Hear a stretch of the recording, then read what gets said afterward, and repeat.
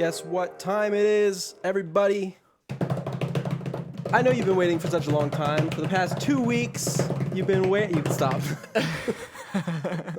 If we were on a stage in front of a ton of people, I'd accept the drum roll. But in this context, it's a little much. I know you've been waiting for 2 weeks, sitting in front of your blank computer screen, just waiting for the stream to come on again. Yeah, buddy. Because that is just how you ingest this material. If that's not how you're listening or viewing this podcast/web show, then you're doing it wrong. You have to submit your life. Absolutely. That's just the way it goes. But yeah, episode 36 of the Stagler. I'm Justin. I'm Nick. And today we are talking about sharks, specifically shark movies. Oh, that's good. That's a good sound You hear bite. that? Oh, nice. See what you did there. Yeah. But no, let's be serious here for a second because I have an announcement to make. Okay. Over the recent weeks, I've been really thinking about the decision that I've made to be one of the hosts of this show, and I've decided to step down. Oh. And This is news to me. I don't know if I appreciate it being put on to me in the moment during a live. Are you stepping down like right now? Like right now, I'm just gonna leave, so you're gonna have to do the rest of the episode by yourself if that's cool. Okay, I'll try. I guess. No, that was a joke. Oh, okay. Because Jeopardy, everyone knows what Jeopardy is. Yeah, Geopardy. Everyone knows that recently we lost Alex Trebek, so they had to replace him with a new person, and everyone was like, They had a ton of people cycling in. Yeah, they did a whole bunch of people to see who they wanted to get. Everyone was like, it should just be Ken Jennings, and I was like, yeah, that makes the most sense. I heard LeVar Burton. Sure. Yeah, that would be cool too. But then the producer of the show, I guess, was just like, it should just be me. Oh. So then he did it, and everyone was like, this is stupid. So he taped like a few episodes on like his first day of work. He taped like a few episodes, and then he was like, I'm quitting. Oh. From backlash? I think it was from all the backlash and stuff. And then so now they have to find someone else again, even though it should just be Ken Jennings. I don't know why it has to be so difficult. So just saying, your dream pick, anybody in the world, it would be Ken Jennings? He makes the most sense. He's the most successful Jeopardy player of all time. Apparently, Alex Trebek literally gave him like his cufflinks, and he's like the most important person in the history of Jeopardy, other than Alex Trebek. So why would it not be him? And he's like willing to do. He would do it. Okay, what about anybody in the world ever, alive or dead? Any person could be the host of Jeopardy. Anyone? Yeah. See, that's not really that tough for me personally. Okay. Alex Trebek. Oh, that's not fair. I said anybody alive or dead. That's not fair. But after that, it is a little bit tougher. So yeah, that was kind of a funny thing that happened. Okay. Yeah, I mean, we'll keep up with it. I'll be honest, I haven't watched any of the new Jeopardies at all. It's sad, but it is. Yeah, I know. That's why I feel like I'm just putting it off at this point, because I just like don't want to confront it. Because I used to watch Jeopardy a lot. You know, you just come home and you put on Jeopardy after like Wheel of Fortune, I think. Yeah, buddy. Wheel of Fortune and Jeopardy. That's the best hour on TV. See, I skipped the Wheel of Fortune. I love Wheel of Fortune. I get nervous around wheels. Okay. Because then it's, it's like, what goes around comes around. It just makes me feel like revenge. I think you're going to hit the bankrupt. Well, yeah. I just think it's like, what you do is going to come back to you whenever I see a wheel. It's just like... Like the bankrupt. Or the lose a turn. No, it's more like I don't remember before I was born, and I will go back to that state of being eventually. All right. Yeah, that was nice. Okay. Very nice. That's where I'm at. But anyway, why don't we just move on to our weeks and say what we've been doing this episode 36, if I mentioned that, which I think I did. Did I? Yeah, okay. you did We said everything. Yeah. Good. My week, I kind of had a little bit of a busy week, I guess. That was like me last time. I just watched a little bit more than I usually do. I just found a little bit of extra time I did. Good. But I can get started with that. I watched 2 documentaries. I did. Documentaries? Yeah, one was called... What are you, a freaking loser? One was called Sons of Sam. I think it's new, if not newish. Sons of Sam. It had a subtitle like Into the Darkness or something like that. And it was about the Sons of Sam, the Son of Sam murders that happened like whenever. See, I watched the documentary, but I guess it didn't retain a lot, but that's okay. Not important. You're not supposed to retain anything when you watch a documentary. No. It's these murders that happened like the 70s or some shit. And it was kind of cut and dry. They found a guy and he admitted to it. And everyone was like, oh, I'm so glad that the murders are done. But it was kind of weird because there was a lot of reports because he was a serial killer. Like he killed like a few people. It was usually like young brunette women like in their cars in the middle of the night. You know? And so they caught the guy and he's like, oh yeah, it's me, blah, blah, blah. But there was this guy whose name, God, I can't remember anything from this documentary. Jeez. It was good. I'm not going to say it wasn't good. Was his name Sam? No, Sam is like the devil, I think. Okay. No, Sam is the neighbor's father's dog or something. And they were all sons of the dog. Because the dog spoke to them because he was like possessed by the devil or something. I don't know. But anyway, so they caught the guy, and this one investigative reporter / author guy was like, this seems a little, sus, if you would. Because a lot of the police drawings like did not match this guy. Okay. And they're like, that's weird. And he kind of went down the rabbit hole of like, no, this is much bigger. There's like this cult, the Sons of Sam, which this is all around. There we go. And he wrote letters to the police when he was doing the murders of like, oh, I'm the son of Sam, and a bunch of cryptic like stuff. And so basically he unraveled it, and his whole thing was like, oh yeah, this is a cult that like reaches like, very, very far. And what you kind of find out is that really this documentary ends up leaning more towards this guy who like basically got in too deep and just started seeing connections literally everywhere, and he couldn't stop. Oh, and it ended up basically consuming his life. That's what he did for the rest of his life, was just investigating this series of murders in this group who, in all actuality, may or may not be as big as he said. It's just that there was no way. What he was doing wasn't really doing anything new. It just ended up becoming sensational, Yeah. But it was interesting just seeing this guy go down this path and having it. You had interviews with like his wife and stuff where she's like, yeah, it kind of took him, he started like smoking and stuff, and it was just like bad for him.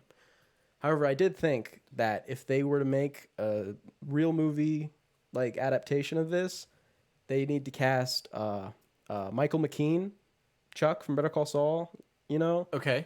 as the guy, because they look super like, his name was like Maury something. Okay. And like, I thought Susan Sarandon could be like his wife because she kind of looked like her.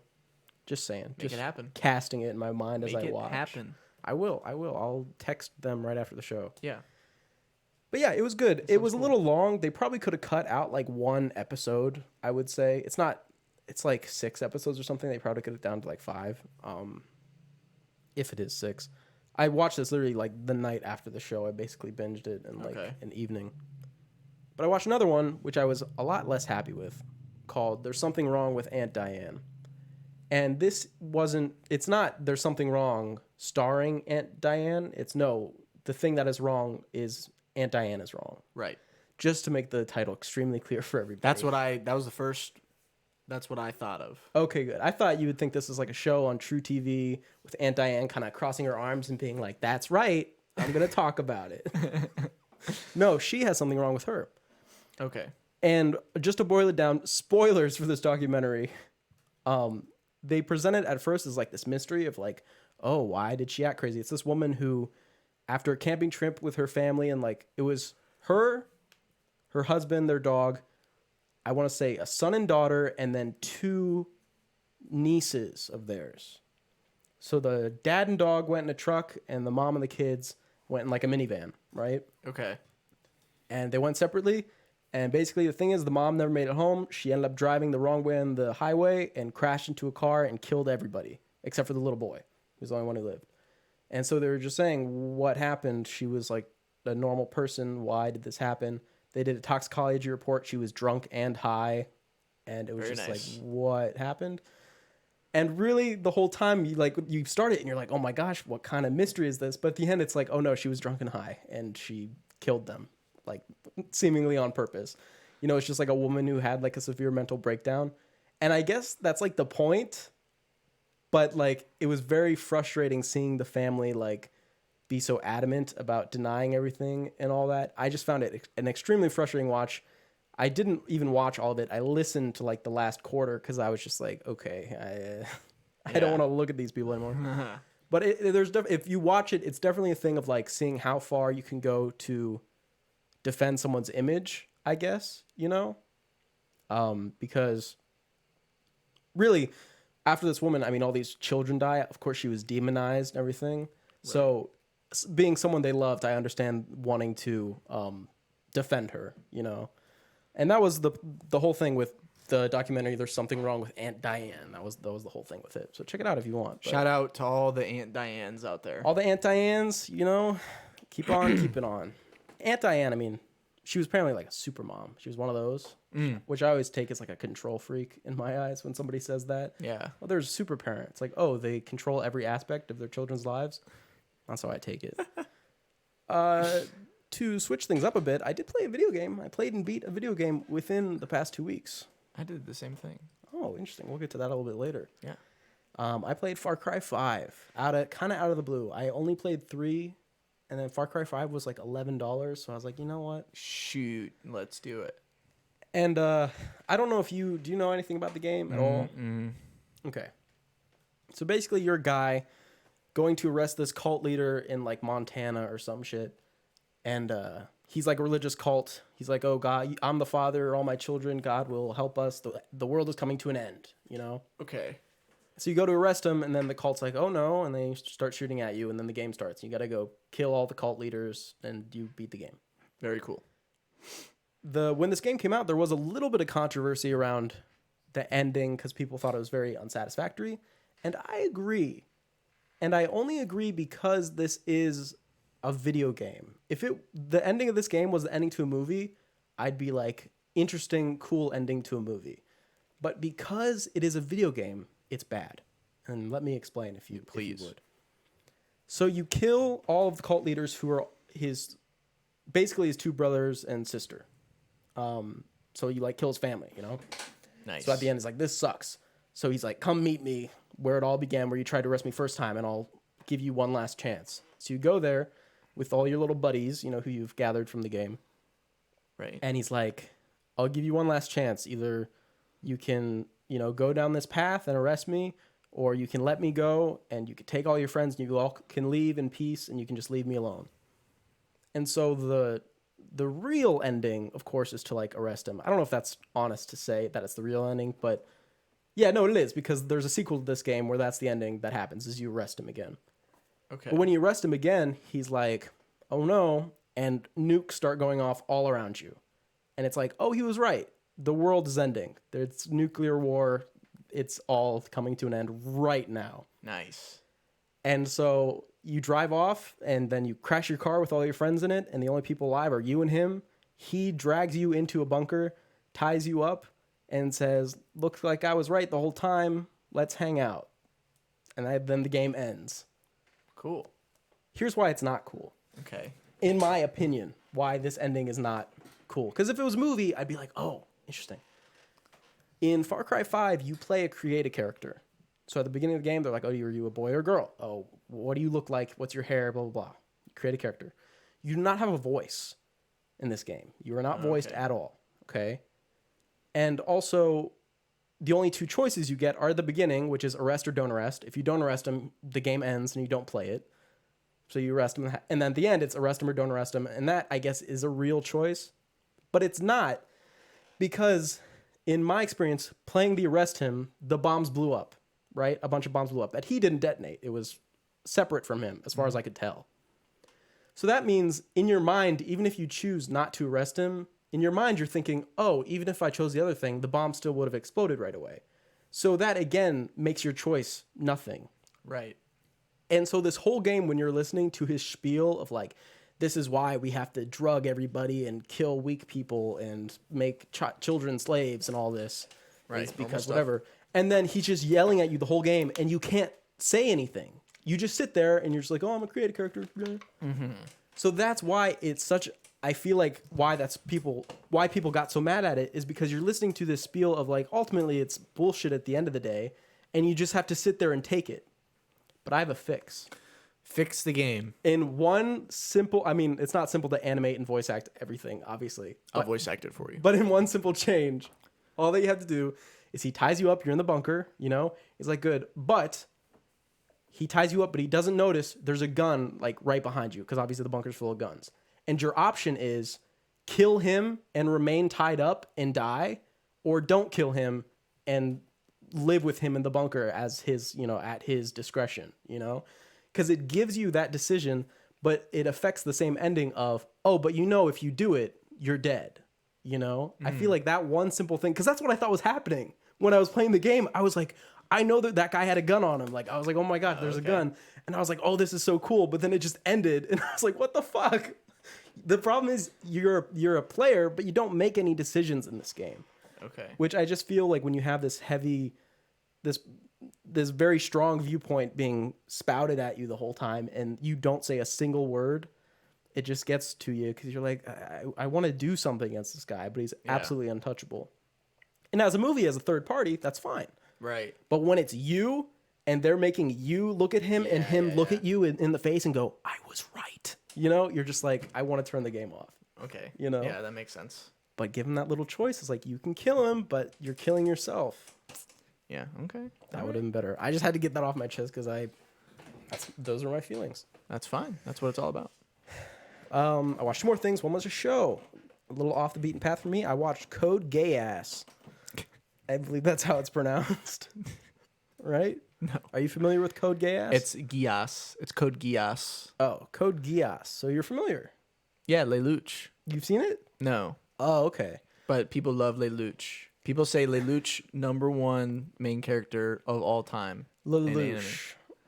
Lelouch. Lelouch. With the You can say gay ass, I'll say Lelouch. That's okay, fine. Code Geass featuring Lelouch Lamperouge.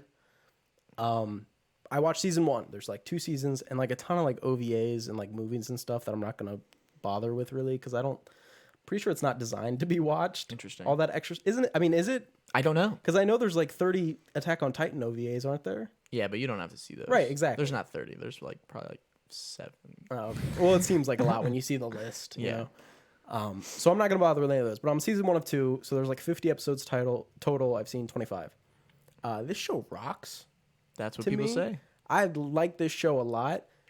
The thing with Lelouch is that he almost seems he's kind of what I imagined like the guy from Death Note to be like, even though I've never seen Death Note.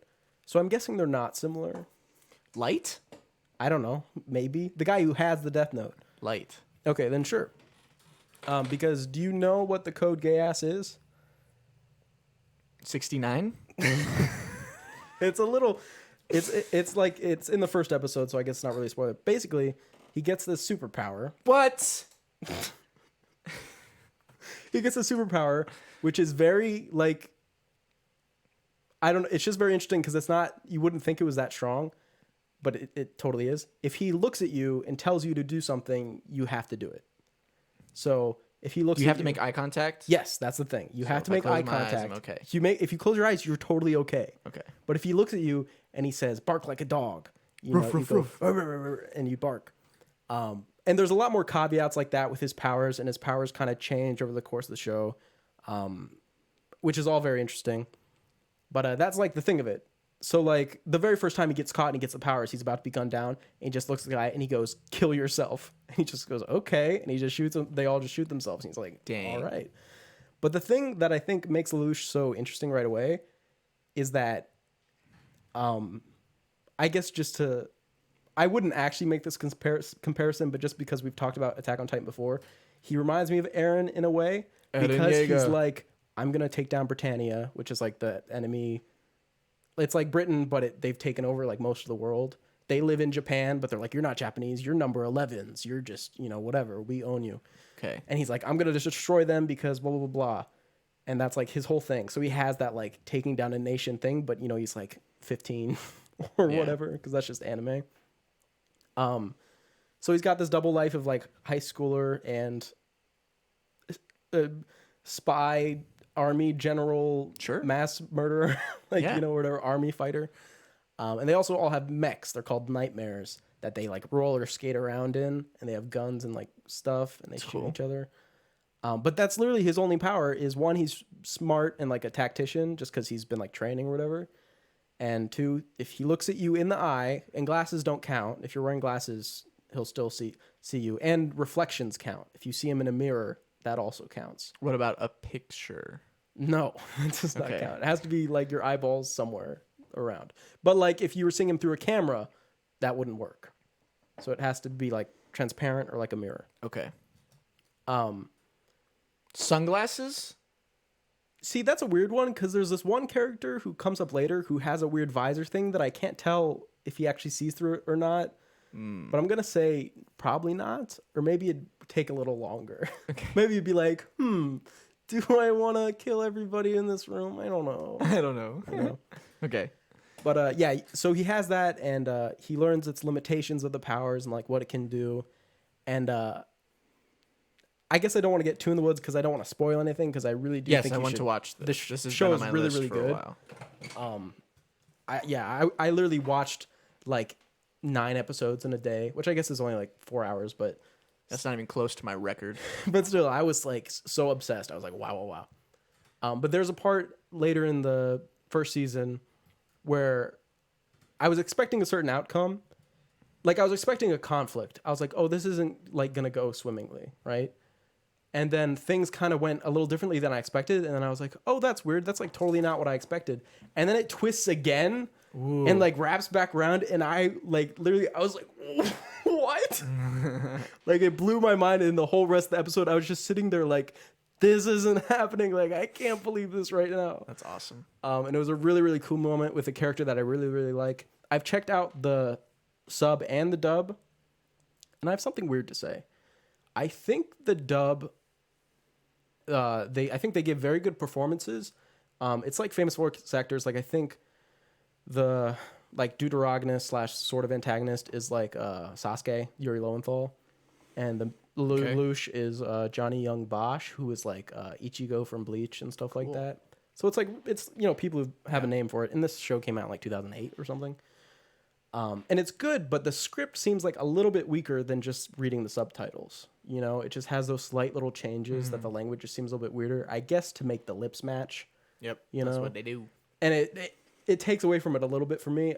I'd have to turn off the subtitles to enjoy the dub more, I think, which is kind of interesting because I would keep the subtitles on. Right, yeah. I just always everything do with on. subtitles, baby.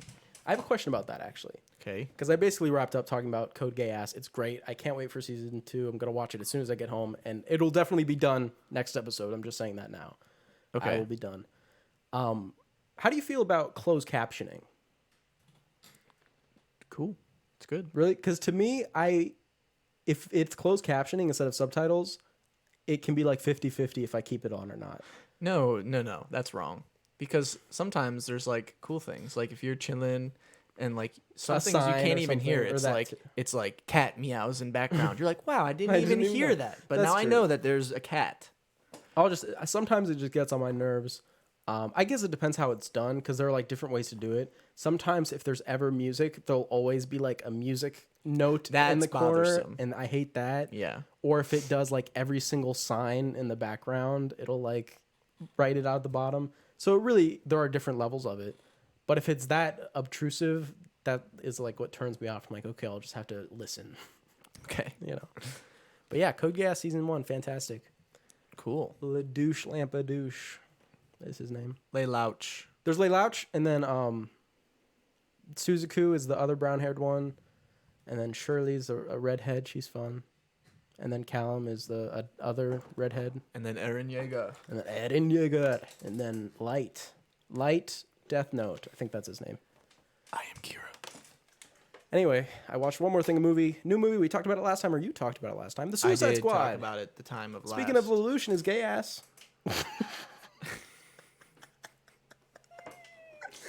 I watched The Suicide Squad. Okay. It was good. And it kind of fits into our theme of our spotlight today. Because it has a big shark. Does have big shark. It has a king shark, not Nanawe. Yeah, Nanawe. Yeah. He's cool. He is cool. I Bird. love Hand. I love this movie. It's good. I thought it was fantastic. I thought it was like the best DC movie yet. And it's It's a sequel to Suicide Squad. it's not though. It is. No, it's not. Wait, how is it not? Because it has nothing to do. I was under the impression it has nothing to do with the original. It's like a total like Suicide Squad, bad one is like wiped, erased from existence, and this is the Suicide Squad. But then how do Harley and Boomerang know each other? I don't know, just like And Rick and Harley. just like chilling. Nah, I don't think so. I think it's a direct continuation. She just goes back to jail, and they're like, "Oh, round 2." No, I don't think so. Okay, well, agree to disagree. I don't think it matters in the long run. No. It is interesting though how Bloodsport, Idris Elba's character, is just Deadshot, almost like it was originally supposed to be Will Smith back, and then they just switched it to Idris Elba because he's a black sharpshooter with a teenage daughter. Yeah. You know, like who's like character. hitman for money. And then that's the joke they make with Peacemaker. It's like, oh yeah, his father trained him to be a soldier since the day he was born. And that's like the joke they make. But no, I thought it was very, very good. The gore, of course, was like Very nice. very well done. And I thought it suited the tone super well of these are supervillains or villains to supervillains, you know. I thought that worked super well. Super well. Especially Polka Dot Man. Polka Dot Man was great. Him seeing his mom everywhere was a weird gag. I don't know how I feel about it. It's your mom! Right. I will say, when I started the movie, I knew that like people were gonna die. And so as soon as I saw Polka Dot Man's like powers and like the extent of his powers, I was like, there's no way he lives because he could just end the situation. If he just shot the things like in its eye or in his mom's like belly button, I guess, it would have the movie just would have been over, you know? So, He was OP. so that's why they had to take him out. I was like, oh, there's no way he's going to live to the end. And he got really far, which I was He did excited make it about. very far. For a second, I was like, there's no way they're going to let him live, right? But they let Weasel live. Yep. Good for Weasel. Yeah, Weasel's great. Anyway, you have the B team at the beginning, if we want to really get into it, since we've both seen it. We have the B team at the beginning. I don't know all of them, but Savant was like Michael Rooker, the guy at the beginning who kills the bird. And then you had Rip Bird. I'm thinking of the young comedian guy that people like. Don't know. I don't know any of them. Blackguard, the guy who dies first. Pete Davidson or something like that. Sure. He dated Ariana Grande, and then she was like, oh, his dick is too big. So we broke up. What? Okay. No, that's not what happened. She was like, oh, he has big dick energy, and I don't vibe with that. And that's like was her comment. And people were like, what? Okay. What do you mean? Let's just continue. We talked about Ariana Grande. We did. That was last that was last episode. Anyway, and then you had the detachable kid, right, who could detach his arms and punch Right, that people. was funny. You had Weasel, of course, who's just like a weasel. You had the boomeranger. There's like the girl that was like alien. She like looked like an alien. Mongal, yeah. You had Harley Quinn, Rick Flag, and Javelin, right? Javelin. Yeah, the one with Javelin. He gives it to Harley Quinn. Right. He's like, you need. You this. just saw this movie, like 2-3 weeks ago. Sure. And yeah, so and these are all the unimportant people. These that are the die unimportant in the first people 5 that minutes. like die in the first 5 minutes. And you're like, what? Even the Savant, the guy you were following at the beginning, who takes on the main character, is like a coward who runs away and gets his head blown up. And then you switch over to the A team, and this is the real cast. Real Suicide So you have Squad. Idris Elba, who's Bloodsport, and he's like the marksman. You have Peacemaker, John Cena, who's getting his own TV show. Yep. You have Ratcatcher 2, who's just like a girl who controls rats with a little machine. You have Sebastian, who is a rat. Yeah, very cute. King Shark, who's a big shark. Polka Dot Man. And then the dude. What the dude? The dude. I don't know. Wait, I honestly forget. No, he was with Harley in like the fake group, but they both lived. Rick Flag? Yes. Yeah, he's the army man. Yeah. So they're like, oh, we got to go get Rick Flag. They kill a bunch of freedom fighters, like brutally. That was funny. It was a pretty nice scene. What I actually really enjoyed, I actually think this, like, I'm serious. I thought this movie was like pretty dang good. The thing I enjoyed about that scene was the increasing intensity of the kills with the less and less threatening auras from the people. Because the first people they kill have guns and they're patrolling. Then eventually they're like drawing maps or something. And then one's taking a bath. And then one's like doing laundry. And the other one's like sleeping. Like, you know, and they get just like more and more like docile and innocent. But the kills get more and more like insane. Yeah. And it just helps point out, it's like, oh, they were kind of like led on to like do all this, you know, by Waller and stuff. Who is crazy bitch, if I may say so myself. Kind of crazy. They meet up with Rick. He's like, oh, we killed everybody. He's like, that sucks. Let's go kill. Oh, that sucks. Let's go stop the Project Starfish, right? What could that be? And then Harley escapes. She marries, or she's gonna marry like the evil general or president. And he's like, "Oh, I can't wait to kill the children." She shoots him immediately, and it's like that's kind of a red flag for me. The whole killing children, and I was happy about that because it seemed like, oh, they thought of Birds of Prey for a second, at least. You know what I mean? Yeah. They're not having her actually go through with it because I was about to be really upset when she was like falling in love. I was like, really? Isn't this what kind of Birds of Prey was about? But they showed that like, no. So it at least, if not Suicide Squad, Birds of Prey is canon. Yes, definitely. Yeah. And then eventually they're like, okay, Project Starfish, blah, blah, blah. They go in. There's a bunch of stuff with the Thinker that they have to like kidnap him. And they get there, and Starro, the Conqueror, gets out of the tower, and they're like, oh shit, we gotta destroy it. And through a combined effort of Polka Dot Man, King Shark like takes a bite out of him like once and then kind of Gives disappears. him a big chomp. But really, it's Harley Quinn piercing the eye, and then Ratcatcher sending all the rats into like his eye to eat his eye out. Is able to take out Starro, and they save the day. Even though Amanda Waller was like, don't do it or I'll kill you. They did it anyway. Like, but then all the people band together. Right. The people at the prison who were like watching over, the one lady like literally attacks Amanda Waller and like knocks her out. And like, there's no way she's not dead. That woman. Like, right, Amanda Waller's going to get her killed. I mean, she was alive at the end, no?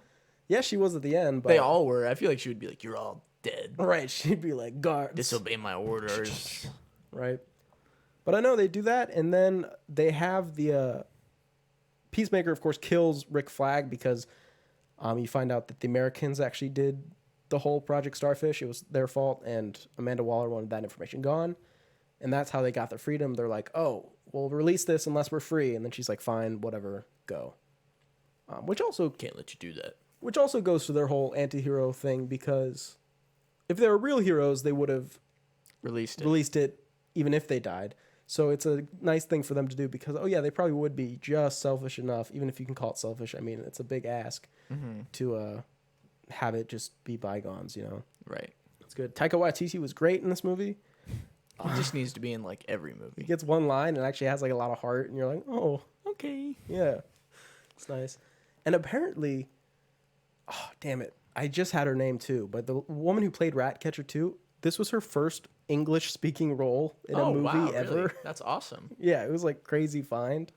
So that's very cool for her because I thought she did a great job. Yeah.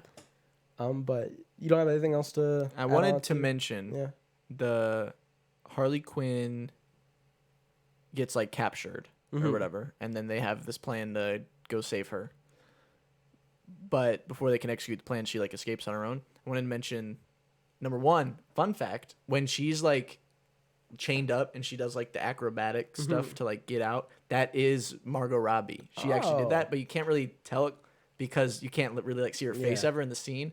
And I saw a thing where James Gunn was like sad that you can't really see her face because it actually is her. That's cool. So that all the feet lovers out there, those are Margot Robbie's feet. Oh, okay. Okay. So Good. Quentin Tarantino, if you're watching, congrats. I mean, you know, you already put her feet in your movie, but I'm just saying. I would also like to shout out the Secretary's bazongas in the beginning of the third act. Secretary's bazongas. You didn't notice that? It like took me out of the movie. There's a part. Secretary. Remember when right before the freedom fighters come into the place and they're like, "We are the government now," and they light everybody up?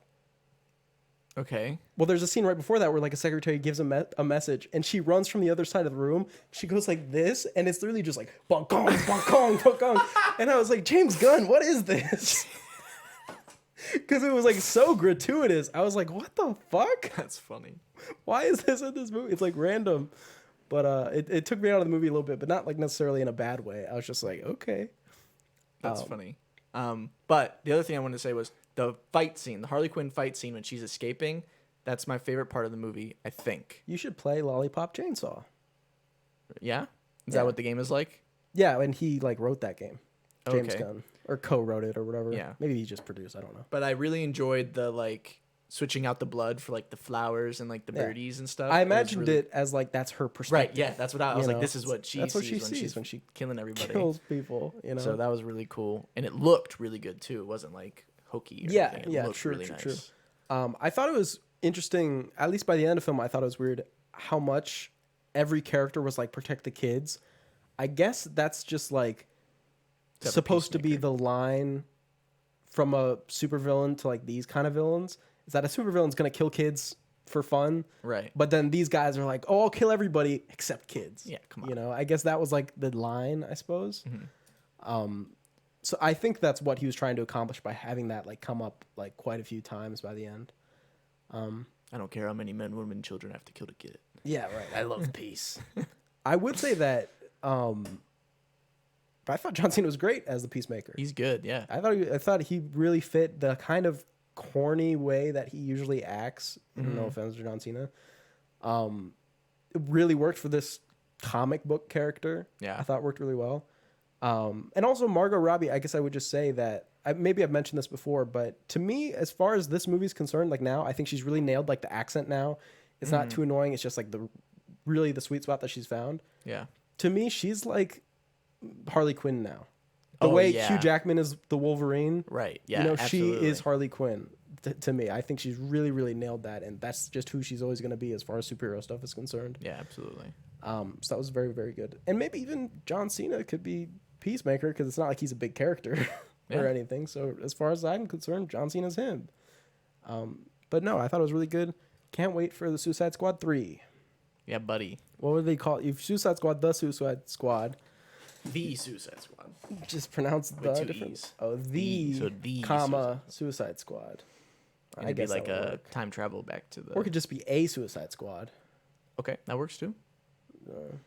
I don't know. Or- Anyway, speaking of suicide, Okay. this actually has nothing to do with suicide, Gotcha. but it's my turn. Did a few things, couple Oh, things. okay. Yeah. What? Nothing? I played a game. I played Detroit Become Human. You beat it? I played all the way through. I played my version of the story. So, how many people died? So listen, I'm really proud of myself. I only had one person die, and that was like a mega side character. And all the so other then your main characters. None of all the my playable main died. characters Okay. all lived all the way to the end. Well, Connor?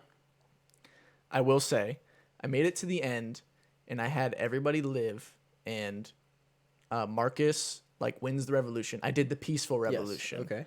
And he's making a speech at the end, and I was like, this is a nice speech. But then it cuts, and like Connor's like in the crowd, and he has a gun, and it was like, shoot, don't shoot. And I was like, for the story, shoot. Okay. So I had Connor assassinate Marcus at the end of the game. Because I was like, he's like the leader of revolution. He's got to get assassinated. That's just how it goes. Okay, why was Connor assassinating Marcus? What? Why was he assassinating him? Connor's likes dogs.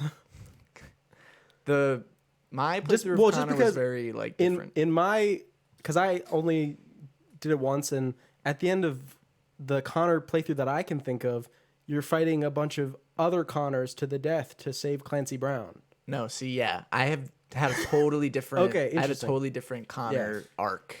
Okay.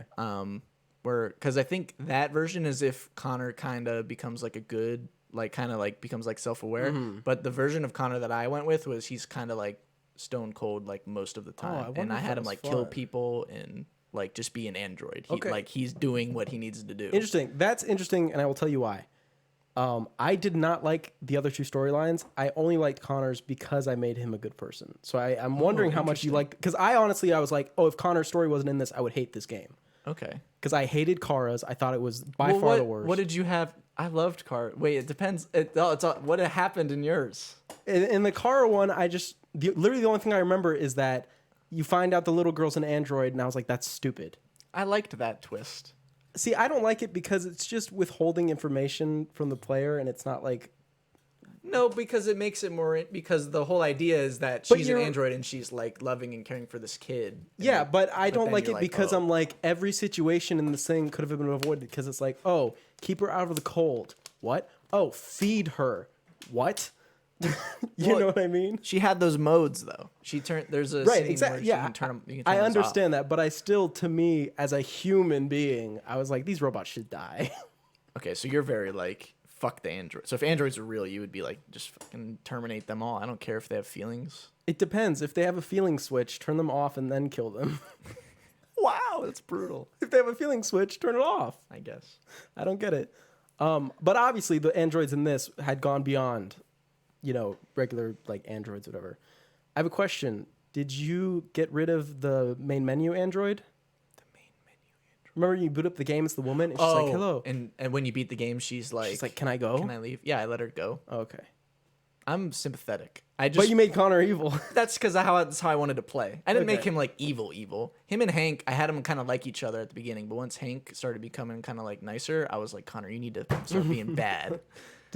So Hank lived? I had Hank all the way to the Interesting. end. Okay. Because I liked him. Yeah. And it's I can never think of the actor's name. Clancy Brown. Yeah. Yeah. He's great. I was very Clancy surprised. I Brown's saw great. him and I was like, whoa, that's cool. Yeah. So yeah, I guess I'm just a bit interested because I remember the Marcus one. I was like all the revolution. It was like there was that one girl that I didn't like in his. It was North, I hate North so much. I made sure that I went against everything that she wanted. Right. Yeah. I think I did the same. She was terrible.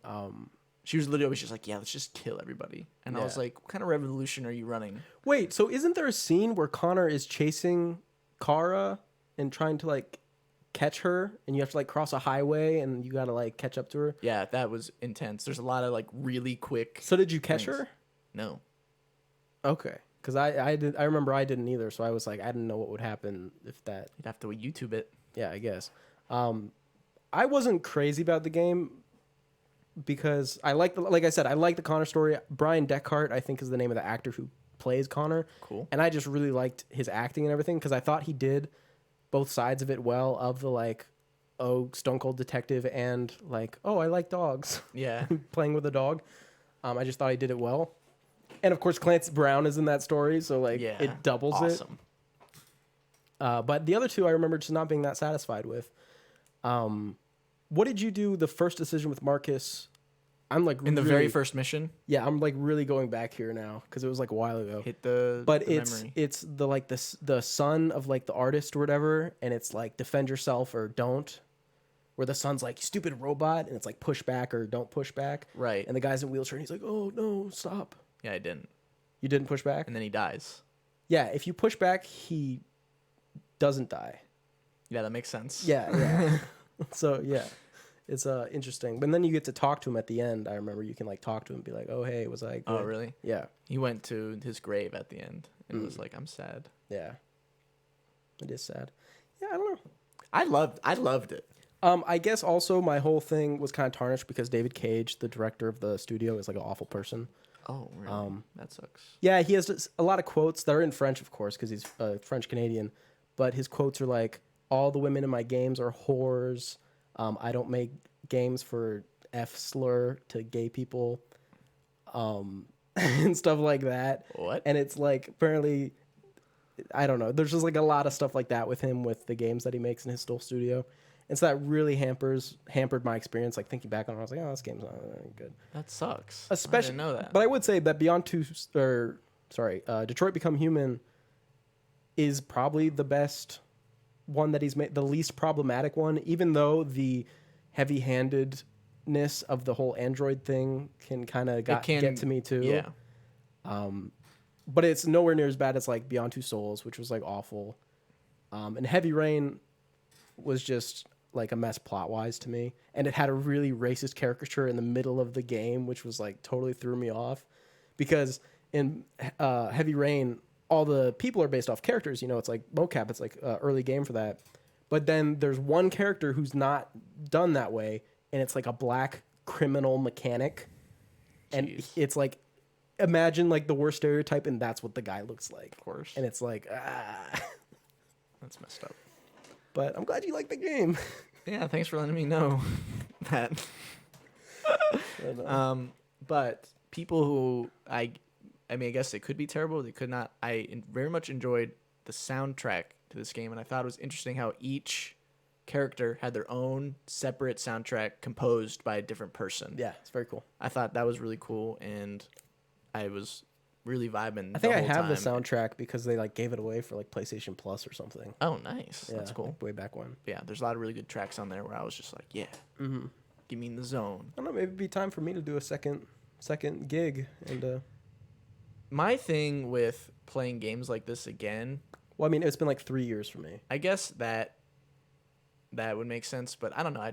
I like just playing through it once and experiencing the story like however I experience it, and then like I'll just like look up on YouTube like what happens if I did this instead. Sure, I guess.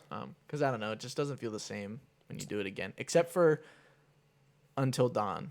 I played that game like 5 times. Yeah. See, it's me that. Yeah, I guess. Sure. Until Dawn isn't the only thing that changes who lives or dies. Yeah, so it was fun to be Yeah. like, I want everyone to live this time, or I want to kill everybody. Right. Kill as many as you can. Sure. Yeah. I guess it's a different experience also when I came out of the game saying, "Oh, I liked 1/3 of this game," Yeah. and you liked 3/3. Yeah, I liked Yeah, all sure. of them. Marcus was my least favorite, but Yeah. See, Marcus and Carr were like tying for me I like as like the worst. version of car I had, I guess, was a lot more interesting than yours. Maybe you just make bad decisions. Maybe I just make decisions that. Maybe I just make good decisions, but then the characters have weird motivations for them. Because I felt like I would do stuff, and then they'd say their motivation for doing that, and I was like, "No, that's not why you're doing that." Oh, okay. You know, or stuff like that. Yeah. Because there's the whole beginning where it's like the abusive dad, and like you can get the gun and stuff, and it's just like, I ran away from him. were you like playing a lawful Kara, or were you playing like a criminal, whatever's best for the baby Kara? Just wondering. No. Because you could like steal shit and you could like break into places, or you could just like live in a dumpster. I always did whatever Karis or whatever Alice said, the kid. Okay. Because usually if I guess like, I did tried the to do opposite. something, because one time it was like, you can steal something from the store, and I was like, yeah, okay, we should do that. And then Kara went over to Alice and was like, Alice, we're gonna do this. She was like, no, we can't do that. And I was like, oh, okay. See, I think I did it the opposite. Where I was like, yeah, what? No, I was always making sure Alice loved me as much as possible. I think Alice liked me by the end. I remember. I didn't like her though. Well, I guess that was weird because the character loved Alice so much, and it's like that's impossible to change, and I hated her. And then she was also a robot, and that just made me hate her more. did you have her die at the end? No, I don't think so. I honestly don't remember what happened with the end of Kara's. Because Kara has like 3. I mean, there's like a bunch of different Kara endings, but there's like 3 like main things you can have. Like the cross the river scene, you can have the border scene, or you can have like The border scene where they take their skin off. They take their skin off, and they're all white robots. That's what you had. Yeah, I think that's not so, the yeah. border. That's like the android, like impound or like Yeah. whatever. Yeah. That's where I was too, but I escaped with everybody. I saved absolutely everybody. Nice. Luther, Alice, Ralph, Right, Luther. Jerry, Okay. Sure. everybody. Nobody died on my watch. Okay. I was proud of myself. But yeah, and I looked up. There's like over 100 different endings. Yeah, Which I thought was really interesting. they're I mean, most of they're them like are like permutations. yeah, most Yeah. of them are like, you know, like the same thing, but this person dies or Right, this person exactly. dies. But still, I thought it was cool. No, it is cool. I think it was probably their most, for as that kind of game goes, where they're like, oh, your decisions, whatever. They pulled it off the best with Detroit Become Human. Yeah, absolutely. Which makes sense because it's the newest, It's the so it newest kind one, of has so to yeah. be. Yeah, but there's some cool secret endings too that I found. Like there's one where you're in like the camp when you take your skin off, and you can like literally just there's like you run to like this truck or something, and it's like run Oh, that away. was I remember that made me mad too, because there was a point in the game where you were like cutting your hair and shit, and I was like, you're just, and then at the end they just like hologram it off, and I was like, what? So I thought that was stupid too. I remember having weird problems with that. Okay, yeah, that makes sense. Yeah.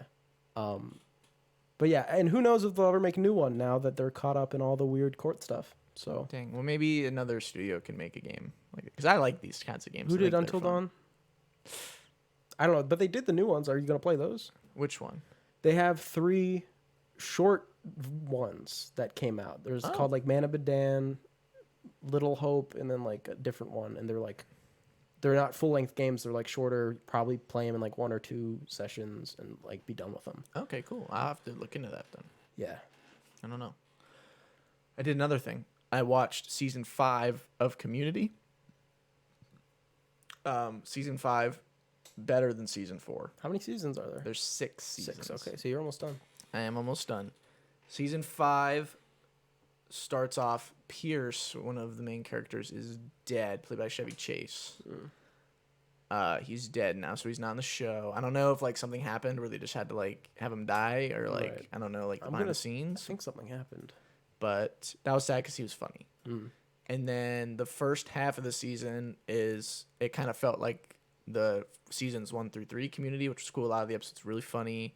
And then we have this one episode where they play The Floor is Lava, and that's Troy's last episode, which is Donald Glover. That's like the last episode he's in because he's like leaving. In the show, he's like leaving, but obviously he's like actually leaving the show in real life. And then the second half of the season after he leaves isn't as good, but it's still like better than season 4. Okay. But it just kind of sucks, especially because Troy was probably my favorite. It's always tough. So him and Pierce being gone, it's just kind of sucks that 2 of like the main group are gone. But it was still funny. I mean, that's what basically happened with me when The Walking Dead is when my favorite character died. I was like, okay, bye. Right. Abraham. Abraham was your favorite? Yeah, he's my favorite the whole time. Yeah. Then the good old Lucille had to take him out. Got Negan'd. So I was just like, nope, I'm done. And everybody agreed with me. I don't know if you noticed. Yeah. Yeah. Everybody? Yeah, they were like, oh my gosh, my favorite character died. I'm done with the show. And I was like, oh my gosh. They're like, Glenn, I didn't realize everyone loved Abraham just as much as I did. But when do you think you're going to have that done, Community? Next episode? Maybe. Okay. We'll see. But yeah, there's only the season 6. And then one thing I just wanted to mention, because you talking about Code Geass made me think about it. Okay. This is big news. I started watching Neon Genesis Evangelion. Okay. That's big. Watching Code Geass, I was also thinking about Code Neon Evangelion. Galian. I just watched the first 2 episodes. But here's the thing, which version are you watching? The original. How? Where? The internet. I cannot disclose this information. Well, you're on the going to have to internet. disclose it later to me privately. We don't want to have the website taken down. Okay. I'm watching the original version. Is it YouTube? It's not YouTube. We could get YouTube taken down. No, it's funny because it is so hard to find this show because you can buy it for like $400. And then they say that the Netflix version is Is like inferior and all Right. that stuff. And they always say, oh, you have to watch the original.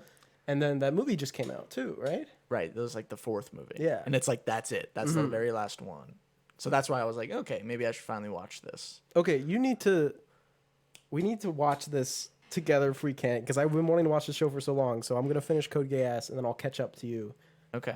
Because it's also been on my list forever because everyone's like, it's the show, you know? That's what they say. That's what they say. How do you feel about it so far? Is it the show? It's cool. I didn't realize that the OP is like, I knew what it was. Like, I guess I figured like I've heard, but I heard it and I was like, wow, I listened to this song and I didn't even know what it was. Yeah. But yeah, apparently the thing with the Netflix is like, so they like redubbed it all with like new voice actors or whatever, and they like changed some. I heard like, there was a bunch of copyright storylines. music that was cut the from very it. like the ending song that is like "Fly Me to the Moon," which Right, is like yeah. really popular. Everyone loves that. It's like special thing is like not in it at all, except in the version I'm watching, it's there. Well, how do you know? You haven't gone there yet. But yeah, it's cool. I only watched 2 episodes. I don't want to say anything about it. But it's only 26 episodes and then like 4 movies. 4 movies, so yeah. We'll see. Everyone says it's really cool. So I don't know what they're talking about. I mean, I always see like just screenshots of the things everywhere. People talking about like, I guess the 3 main characters all the time, where it's like characters peaked with like Misato or whatever her name is or something. Yeah. Because there's like a red head and there's like a purple head, right? Yep. Or blue. I'd say it's more blue. I Yeah, think. blue head. But yeah, and then there's that one meme. Have you seen that meme where it's like whatever, some random scene from the show, and someone like dubbed it over with like some funny thing. And it's like, how much pussy does this motherfucker get? And the person's like, we've detected 0 pussy, ma'am. And she's like, dear God. That's pretty funny. That's a funny meme. I don't know. Yeah. Okay. That's big news. Big Yeah, news. that is huge news. A lot. Okay. This is like some people. Like, if we don't like it, we might get doxxed. I think I'll like it. But what if you don't? If I like code gay ass, Lelouch, Lelouch, Leilouch Lilo. Lamparogo. It's his last name. Okay. Yeah. I don't Okay, know. cool. Anyway, yeah, I just wanted to say that. That was it for me. Good. Okay. Well, we can move on to Da news. Da news. news. Da news. Speaking of- Da news. Speaking of anime, I guess. Anime. Anime is usually in a non-English. Netflix says 97% of American subscribers watched a non-English title in the last year. Interesting. Okay. 97%. That sounds great. That's cool. Yes. It says watched a non-English title. Mm-hmm. That doesn't mean, I think, that they watched the movie in another language. Like, they could have watched, like, the Netflix dub of this movie. Right, yeah. Because usually, at least for me, I don't know how to turn it off, but when I watch, like, a foreign film or, like, a Netflix, especially Netflix original, like, foreign film, it automatically starts on the dub, and I have to, like, physically change it to, like, the original audio. Yeah. So I'm wondering if, like, a lot of that percentage comes from people just watching, like, the dub. This article seems to give you no specifications on what non-English title means, Okay. but it does give the specifications of what watched means. Do you want to guess what watched? Is it clicked? It's 2 minutes. If you watch 2 minutes of so 97% of subscribers watch 2 minutes of something that originally was not in English. So that gives you enough time to like get through opening titles and then the very first person to say a word in a different language and then turn it off, and that would be watching something. Yeah. You know? That's true. So really this information, especially because Netflix just shoves shit in your face all the time and it's just like watch this. You know, #1 in the US, but it could be whatever. Very easily this could be nothing. Right. Especially because if they could get like super duper specific information on this, I'd be super interested because I'd want to know what languages. Is 50% of this anime? You know? Because plenty of people would watch anime on Netflix. There's a lot of anime on Netflix. 50% of the subscribers.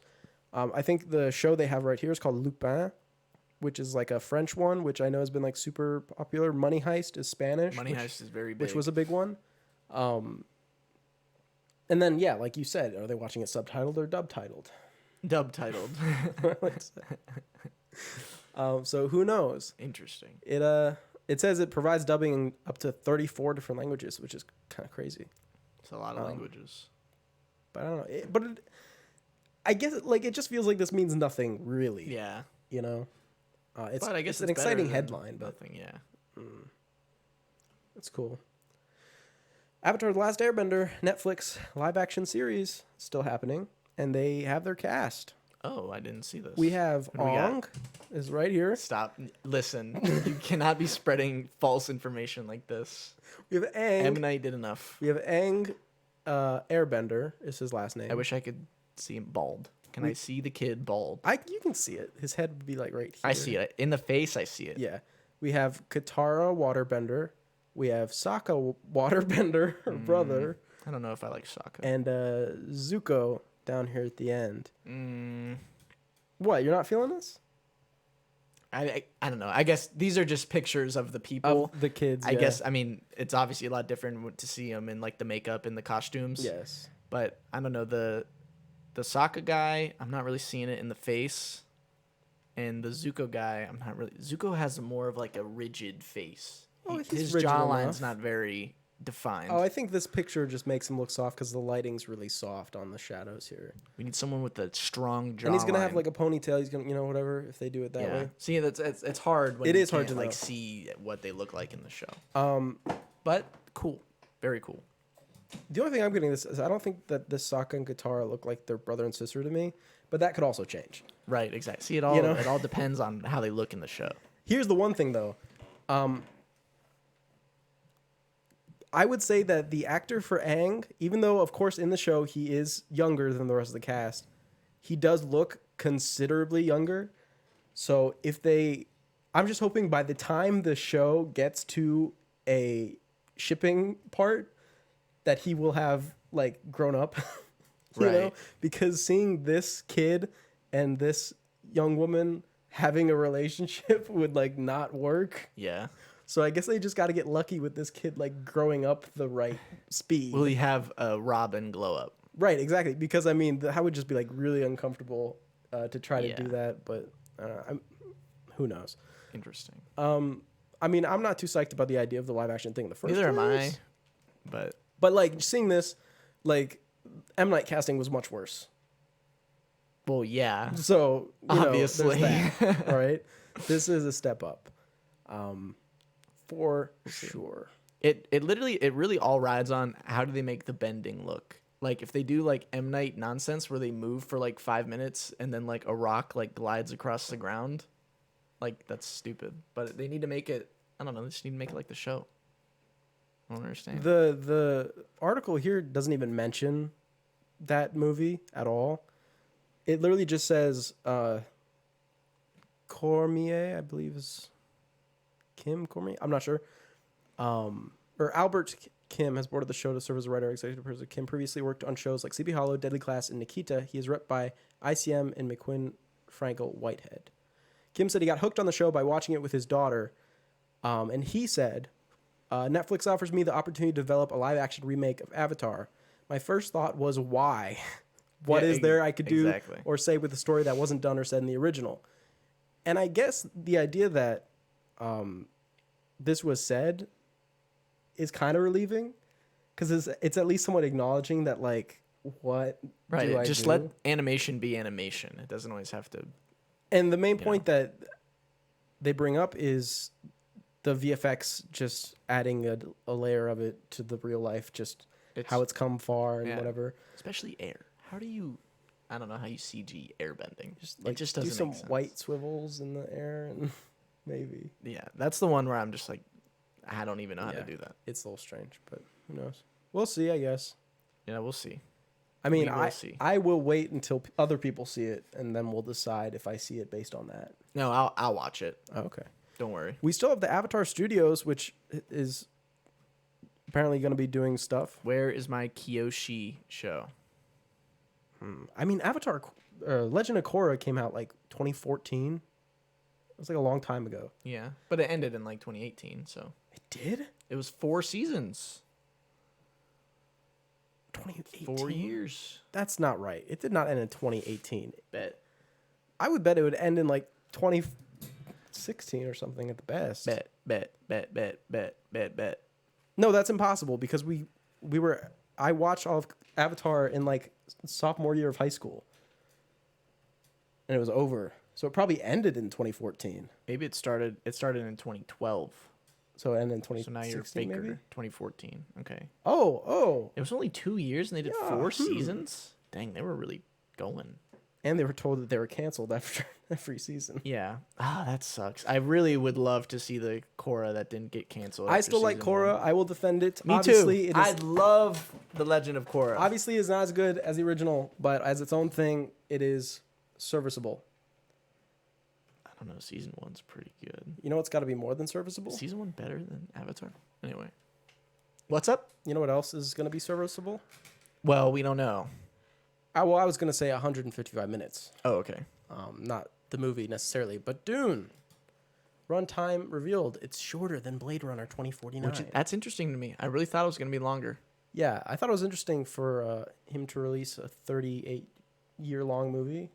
Because, of course, Blade Runner 2049 was like, when you finish the movie, that's what year it would be. Yeah. That's what he based it off of, obviously. Mm-hmm. But, yeah, so this is half. It's half It's going to be book. 2 hours, 35 minutes, and it'll be half of the book is how it goes. And, Well, that we just know that it's one part. Well, They're it's splitting one it into part. part. We don't know how Yeah. far he's going in the book. I 'cause am heard- assuming. I heard there was a 3/4 point, which seemed in the books, which seemed like a good stop point for a lot of people. Yeah. Well, the book is divided into like 3 sections. Yeah. I'm assuming he'll just go to the end of the second section because the third part is like pretty dense. Right. Okay. So that's what I'm thinking. We can't bring this movie up without talking about the other Dune, which I still enjoyed, and I think Multiple other Dunes. I haven't seen any of those though, so I didn't see the TV show either. I think the block shields, what are they called? Shields. Yeah, just shields. But the blocky Dune 1984. You like the block? I still think that aesthetic is super awesome. Okay. Because to me, it gives you the aesthetic of this is super duper advanced. I'm saying that a lot today, super duper. Advanced technology, but it's like just been invented. You know what I mean? It gives me the same feelings of like old computers that are like retro but still really cool. Yeah. Because it's like we just invented this, but like it's amazing. There's nothing like it, but it's like it was just invented, so it's really, blocky, and I really dig that. I guess even though it's only like that because that's what they could do with at the technology time they had. But I guess that's just part of the charm to me. Yeah. And of course I thought that the worms. I'm gonna say something that'll probably change when I see the new movie in the theater, but I think the worms in the original Dune are just as cool as the worms in this new one. They're giant worms. They're always right. Cool. They're always gonna be cool. I think they're just like literally the same amount of very, very coolness. But here's the thing: what I am pretty sure of.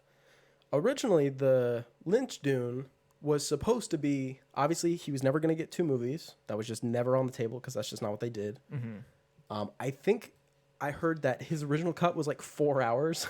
I'd like to or see like that. 3.5 hours. I would like to see that. Because it ended up being like 2:12 or something like that by the end. But there was at least a 3-hour cut that existed of the movie, and they had to like really whittle it down. That's cool. And apparently Lynch is just still to this day just like, man, Dune. I mean, who wouldn't really be? bothered me that like the studio just like got in the way, I guess.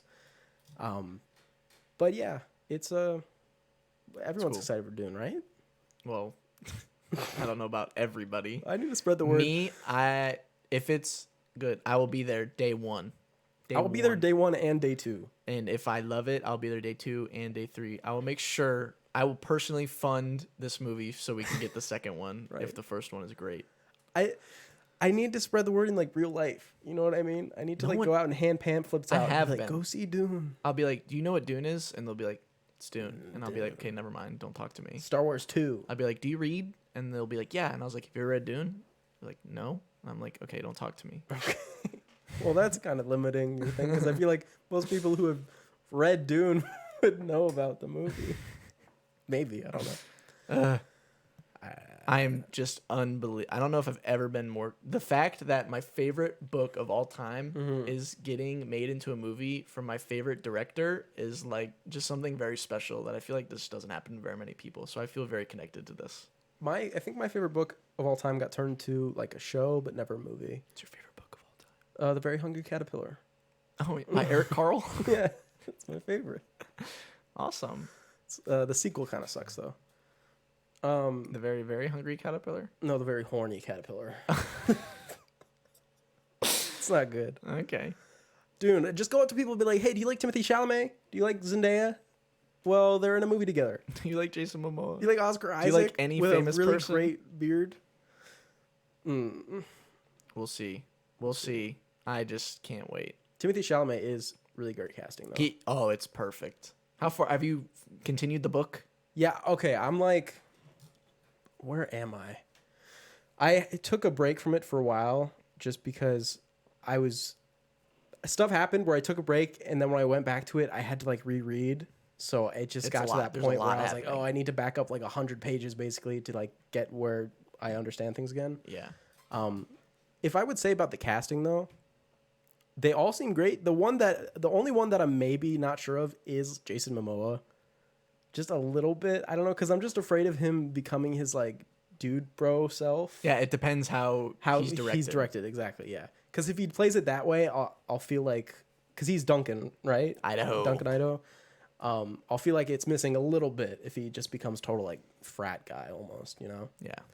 But yeah, we'll see. Only 4 more years. Only 4 more years. Sonic the Hedgehog. Yes, huge news. Blood sports coming after Sonic. Mm-hmm. It's gonna get him. Idris Elba as Knuckles in Sonic the Hedgehog 2. Fantastic. Knuckles the Echidna. Knock knock. Knock knock. Great tweet. And yeah, so that's gonna be happening. Very cool. Can't wait. Here's the thing, which we talked about like a few episodes again with Zendaya, where we talked about her voicing Lola Bunny and stuff. Sure. I think Idris Elba's gonna do a good job as Knuckles. But at what point do you say like, man, I wish voice actors could be voice actors in Hollywood movies? You know, because we still don't know who's doing Tails, because there is a actor who does Tails, obviously, in all the games and shit. But, you know, you ever get to the point where it's like, man, I wish, like, people who do voice acting for a living and know how to do it and excel at it could be Hollywood people instead of these famous actors. I agree, but I'm assuming that the thinking is that this will make money. Right. Idris Elba being in our movie will make money. That's interesting. I feel like, is Idris Elba finally becoming the actor that everybody already thought he was? It's gotta be, right? He was in Hobbs and Shaw. He was just in the Suicide Squad. And now in this, you know? And now he's in this. Because I feel like people almost held him up to the same standards as, like, Will Smith. You know, it's like, oh, action hero? That's just not true. Not Will Smith, but they're like, oh, it's Idris Elba. He's this big action star. Right, But yeah. really, he's, like, kind of before, like, recently, he was kind of like a B movie star. Yeah. You know, he wasn't A-list at all. Not like Will Smith. Will Smith is, like, S-list. Will Smith is, like, mega. Like, he's in, like, the Hall of Fame of the Hall of Fame. But I feel like people just over-exaggerated Idris Elba's popularity. Because he's really not that popular. Yeah, you're probably true. Because, I mean, he's been doing stuff since, like, Stringer Bell and The Wire, which he was amazing in. But it feels like maybe now it's finally the traction that he maybe could get to that point of being that famous, you know? Maybe. I don't know. But yeah, maybe it's just like online. You just see a lot of people be like, Idris Elba. Yeah. But like in real life, people are like, who? Idris Huba? Idris Huba? Little tiny, not really an update, but I just thought I'd add it. The Fallout TV show, some details were teased that it's just going to be a gonzo, crazy, funny adventure. How does that make you feel? Well, there's a gonzo, crazy, funny adventure and a mind F like none you've ever seen before. I wanted to point out a little thing that came out. Here it is. The upcoming Fallout tribute is currently in production over at Amazon, and Lucy Joy, co-creator alongside fellow Westworld extraordinaire Jonathan Nolan, recently sat down with folks over at Collider to tease a small inside look at what's in store. While Joy couldn't give any details for obvious reasons, she did promise that it will offer an experience that no one will expect. So, should you really be going into a project from a franchise that is very established and has many fans and then create something no one will expect? That's just the thing that kind of got to me. It's like, I don't think you should be aiming for shock everybody. Because shouldn't it be like, this is always what I've wanted, not, oh my gosh, what is this weird thing? Yeah. I feel like that's like a bad sign. Because it says it sounds like humor will play a big role and that the team is aiming to shock veterans of the franchise with something new. Yeah, that's interesting. That's like saying, it's like, oh, they're making a Bloodborne movie that's going to use lots of humor to shock fans with something new.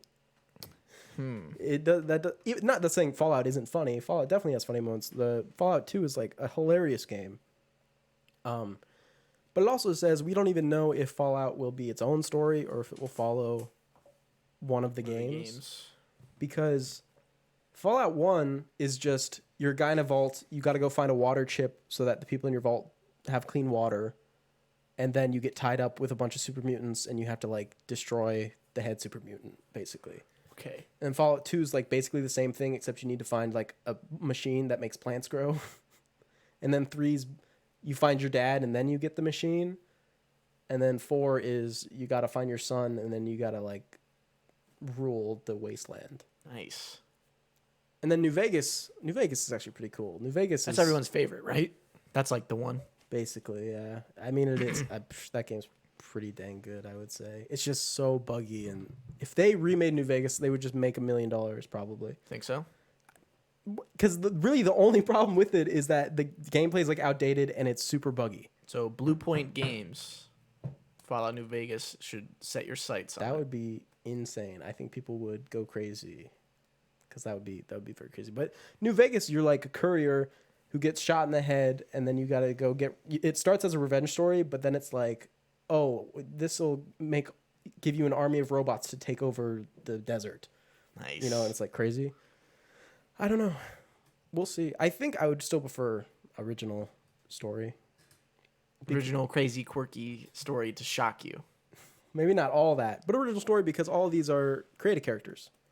Right. So adding a specific thing to that, except for 4, I guess you have a specific voice, but which is part of the reason 4 didn't work for me. One more thing here. Enchanted sequel, Disenchanted, heading to Disney Plus in 2022. Cool. Sign me up. It says that they're going to be living in the suburbs with their teenage daughter. That's how the movie starts. Living in the suburbs with the teenage daughter. And it'll go from there. Yeah, 15 years later, suburb of Monroeville with their teenage daughter Morgan. Wait, Morgan? Was that the kid in the first one? I guess.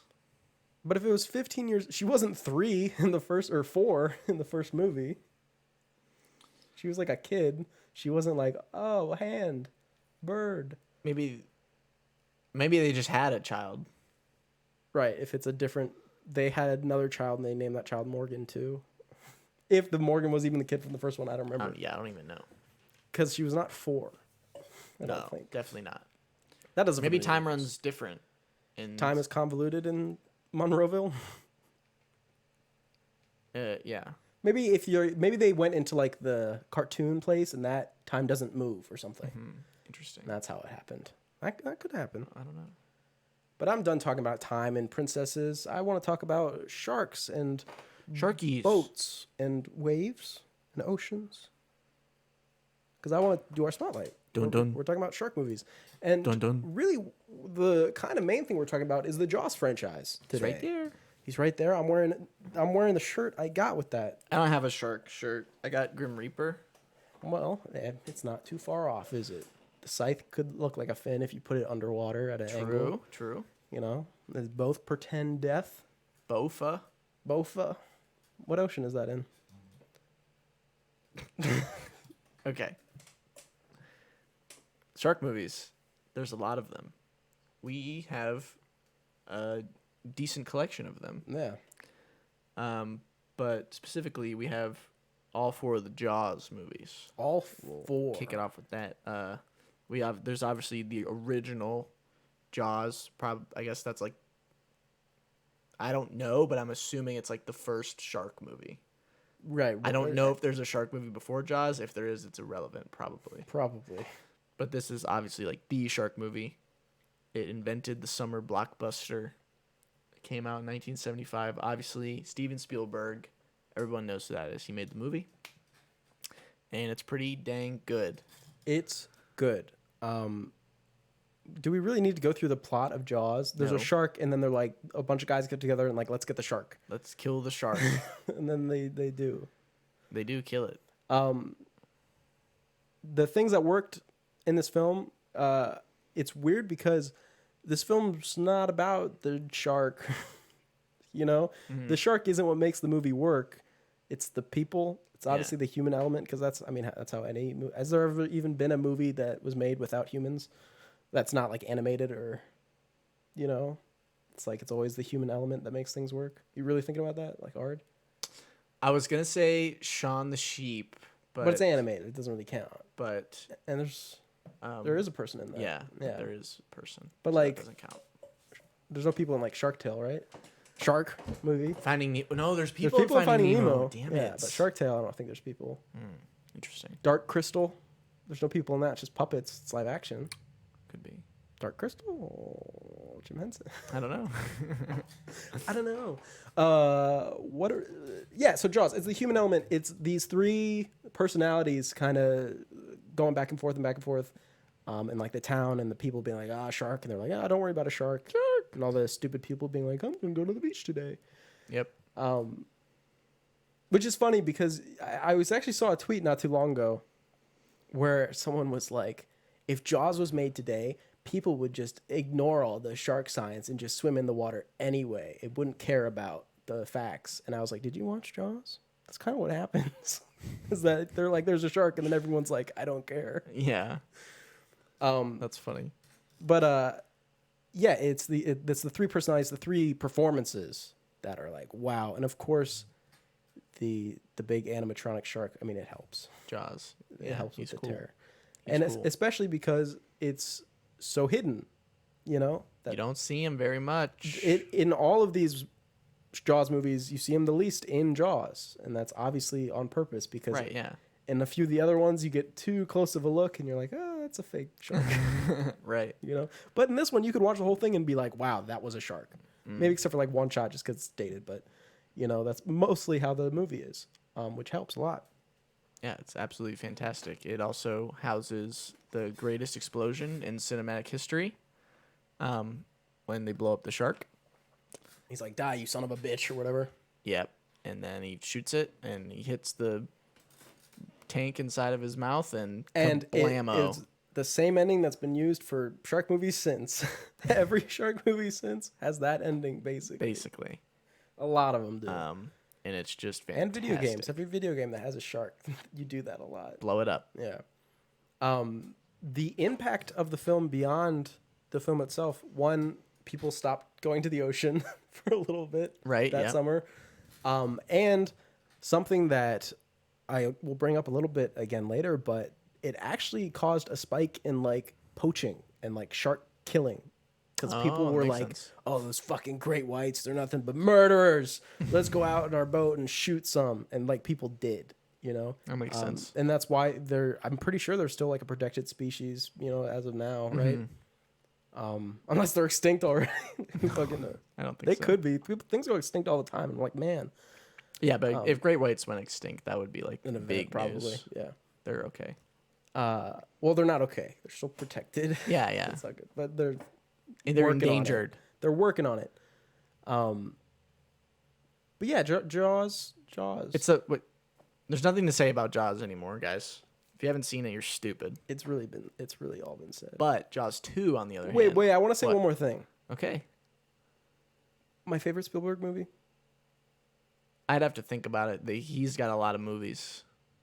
I think Jaws is one that just works most for me. I realize the thing I have with Spielberg is that because he was so influential, it just makes any movie that I saw that I haven't seen, well, not haven't seen yet, because I feel like I've seen most of them now. He created so many tropes and things like that. Yeah, you're like, oh, that's that Spielberg. if you miss them and go back, you're like, oh, you know. But it's like you had to be there for a lot of these, and I think that's the thing with him, is that any of the movies, like Saving Private Ryan, is one that I was late on, so I watched it and I was like, oh yeah, it's really good, but I was like not like super duper in love with it again. Super duper. Super duper. And I guess it's just because I was late on it. But Jaws, I was like right there. I was like, oh, it's the first one. And I was like, okay, wow. And even going back to it, I'm like, oh, wow. You know. So I think that's one of the things with Spielberg. It's just that he was so influential that if you're late to the party on him, you're gonna be like, oh, what's the big idea? What's all the hubbub? I've seen this before. Right, exactly. It's like, no, he did this. Yeah, yeah. Yeah. Anyway, we have Jaws 2. Jaws 2. Jaws 2 sucks. Jaws 2 is awful, dude. I was looking Terrible movie. I was looking at the reviews and I was like, how are they so high? Yeah, people I guess think this movie's like all right. It's not. It I sucks. have one. Maybe I'll even do my own edit of this film. I have one cool trick that doctors don't want you to know to make this movie amazing. Okay. Cut out the shark from the movie, and then this film is fantastic. All right. If you take out the shark, this movie's a great epilogue to Jaws. What do they talk about then? They talk about, I have to kill this shark, and then everyone's like, there's no shark, and then he runs out of the beach and he unloads a revolver into a crowd, and then they're all like, what the fuck, you're fired, and then the movie ends. And it's just like he never got over his PTSD and it consumed his life. But instead he's like rewarded for his, you know, paranoia because there was a shark. But instead, even if you want to cut it longer, it could be like, you know, because he's so paranoid about sharks, he doesn't know his son gets in a boating accident and they both drown. The end. Because he was busy looking for sharks. Right. I just thought the whole idea of the paranoia and stuff obviously worked because it was like eating his life. He was still trying to convince everybody. It honestly covered like a lot of similar ground, honestly. Maybe that's why people liked it, because they were just like, oh, Jaws was good, so this is good too. But I honestly think, and really, it was the scene because there seriously is a scene where he's on a lookout and he sees what he thinks is a shark, but it's actually just a school of fish. And he takes out his gun and he runs into the beach. And before everyone's even out of the water, like literally the shot before he fires, there's like a little boy just like swimming and he just goes pop, pop, pop, pop, pop, pop. And everyone starts screaming. And I really enjoyed that scene actually because I was like, he's really affected by this.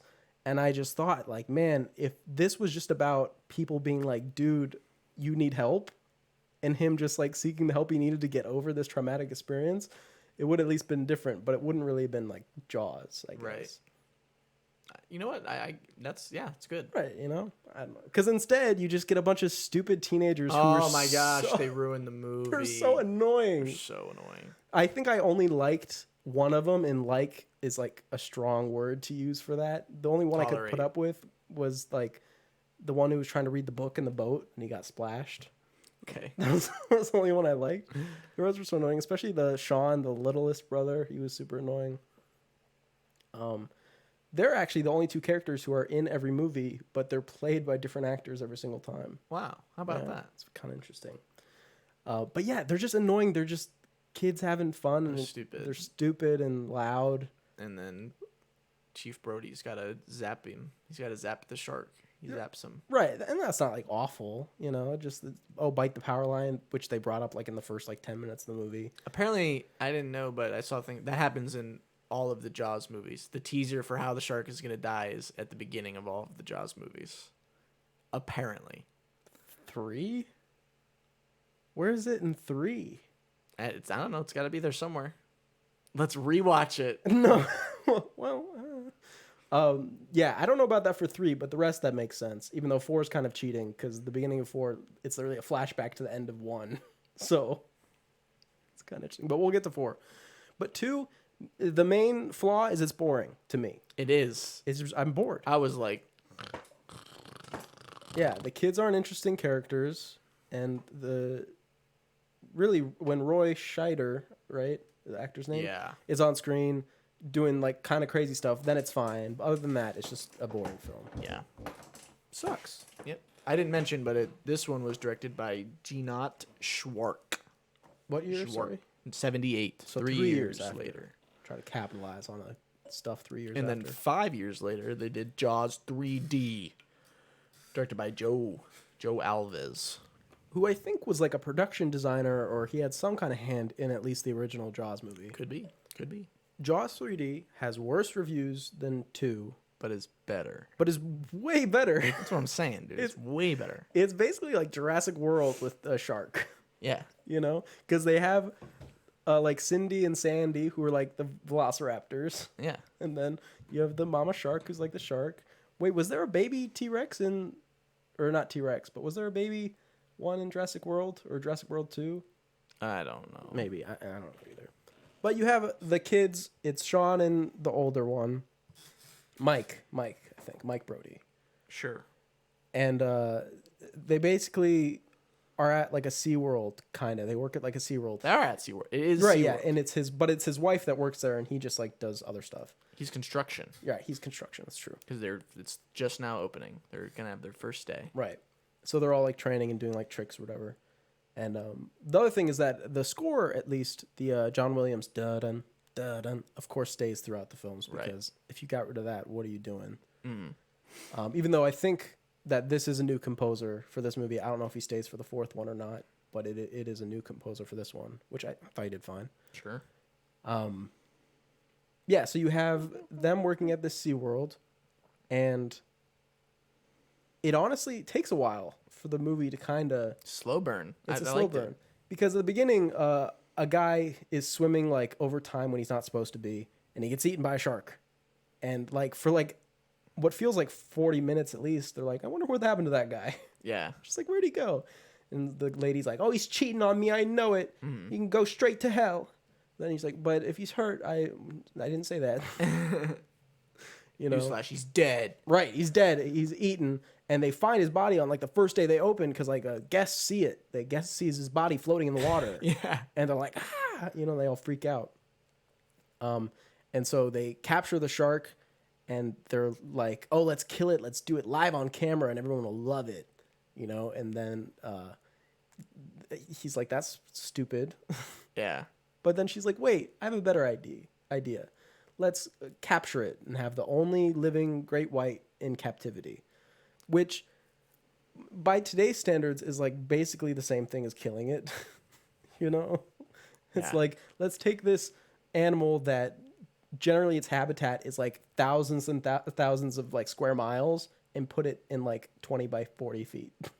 Yeah. Well, that's like the SeaWorld thing. Right, exactly. But it is, but the movie leans so much into the great white hate that it made me second guess it a little bit, because Dennis Quaid? Yeah, buddy. Yeah. His character's like, "Oh yeah, they're murderers and I hate them," because obviously he had the traumatic experience and everything. So it leans into the great white hate a lot, which just, I don't know, it was a little weird just because I didn't know culturally where we are In the where 80s. in the 80s, you know. I wasn't sure like what they were thinking. Exactly. It's weird. But anyway, they're like, "Okay, well fine, we'll capture it." They capture it and they do bad stuff with it. It dies. Okay. Like, oh, That was shit, sad. it died. In the It middle of the was show. sad. And she said not to put it out there. Right. She was like, "What are you doing? It can't. It's going to freak out and die," and it dies. And the one thing about that scene, the shark just like dies in the middle of, and everyone's like watching, Mm-hmm. and she's like freaked. She like jumps in the water and she's like, "Oh, we have to help it," or whatever. Get the and hose, then we need to aerate it. yeah, and then it like flips over, goes belly up, and he dies. And all the people are just like Yeah, they're "This not is even boring." reacting. Like there's no kids like like if I was a kid, I would be like. "Ah." Well, I think they just don't know what's happening. They're like, "What is this part of the show?" Okay. I would look at my kid and be like, "That shark just fucking died. You remember this moment?" Yeah. It's like, "Look, don't close your eyes." Quick aside. Okay. So I know SeaWorld's like not great and everything, but the dolphins doing the spins, I was super impressed. I had no idea. Of course, it's impressive. I was like, "Oh my gosh, they did like 40 spins in the air." Yes, that's the idea. I was very, very You've impressed. fallen into the It system. worked for me. Well, because I never engaged with that because I was like, "That's wrong." So I never even engaged with it. But when I actually saw it, I was like, "Oh, I get Of course, it looks cool. That's the it. idea. It looks really, really cool." So I'm glad we have footage of it and it doesn't have to happen. Anyway, right. So then Mama Shark comes out. She's mad that her baby's dead. Right. They didn't know that the mama shark was there. She was hiding in a tube. Yeah. She was doing that. Taking And a nap. they recover the dead guy's body. I wanted to mention this. The dead guy's body and the prosthetic makeup it's work for so this gross. was so amazing. It's really Like, good. it's really good and gross. It's disgusting. There's like something crawling out of his mouth, and it's like his bloated like lips and It's stuff. so nasty. Like for the time, even it was probably really good and stuff. It was probably the only good effect that was in the movie. You didn't like the 3D stuff? 3D, yeah, this was a 3D film, so The 3D stuff was so funny. it's pretty funny. What was your favorite 3D pop out moment? It's when the shark dies at the end. The explosion. That's my second favorite. Is the first one the arm? No, my first favorite's the frog that jumps off the rock, like right near the beginning. It goes, it just. That is my favorite, but the ending is also. The shark explosion is so funny. We'll be there in a second. So, Mama Shark comes out and she starts busting down these like underwater tubes that all the guests are in and everything. Yeah. And she's out for blood. So they're like, "We need to go kill the shark," you know, whatever. They go out. The guy's like, "Here, we'll lure it into the tube where we can kill it," and he gets swallowed whole by the Yeah, he shark, does. which I was like, "Oh, that's kind of interesting. That's neat." And they had a really cool camera shot, I thought, from like inside the shark, and I was like, Yeah. "Oh, that's neat. That's like really terrifying." Like, "Oh wow." And that's when the shark is like, "Okay, I gotta go after the ones who started it all," you know. And he goes after like Dennis Quaid and his wife, Kat or something. While they're fixing the tube. Well, that yeah, got while they're busted. trying to communicate and be like, "Oh, we gotta get everybody out," blah blah blah. Yeah, because the people are And they're like, "Shark!" And it comes, so it comes forward, and then it stops, and then the glass breaks, and then it like cuts to like all the water rushing in. It's a very poor, does not work at all effect. 3D, man. I didn't have my 3D glasses on. Well, what the heck? I don't have a 3D TV, so I couldn't So you didn't experience it the real way. Yeah, so you didn't even watch the movie, really. I guess I didn't. I guess I didn't really watch it, but I feel like I got it well enough. Sure. The shark comes in, a bunch of water comes pouring in. They put on their little masks, and the shark's biting on it, but it like can't quite fit or something all the way in, I guess. I'm not sure what was. It's a big shark. It's like 36 feet long. It's big boy. When the biggest shark ever recorded was like 20 or something, so it's like almost double. It's big boy. And so they see the guy floating in there inside dead, and he's holding a grenade. So they use like an animal prod thing, and they pull the pin from inside its mouth. Yeah. And it goes, and then the jaws fly out towards the screen. It's so funny. So there's like the jaws, and there's like other pieces of him, and they like do like stupid 3D look, and it's so hokey looking. So bad. And like there's a part where like one of like the chunks of his meat like renders out for a second, and then like comes back and it like blinks a little bit. It does the same thing for, they have like a submersible and they go underwater, and at some point the whole bottom half just disappears. Or whenever that stuff happens, there's just really thick black like matte lines around everything, you know? I don't even think for the time it was probably good. Like, Who knows? I don't know. We'd have to talk to people that saw it. But oh my god, I can't believe we didn't talk about Sean's character arc. Okay. Sean, I don't even know who Sean is. Who's Sean's the little brother who comes home from college in Colorado. Okay. Yeah. Let's talk about what his character goes through and how it affects the plot. You go first. So Sean's character could be taken out of the film with zero detriment to the movie. Oh, is that the one that meets the girl and they're in the bumper ocean? boats. And then he's like, oh, the bumper boats. Yeah. Yeah. Bumper boats guy.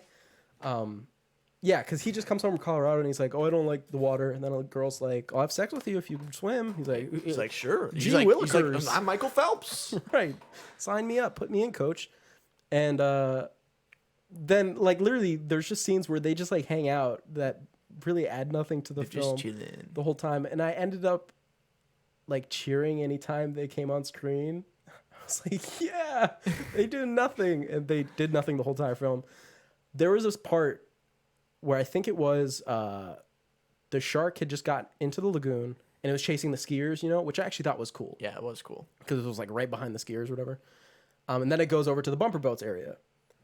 And for whatever reason, Sean and his girl were like standing up in the bumper boat. And this really fat guy comes over in his bumper boat.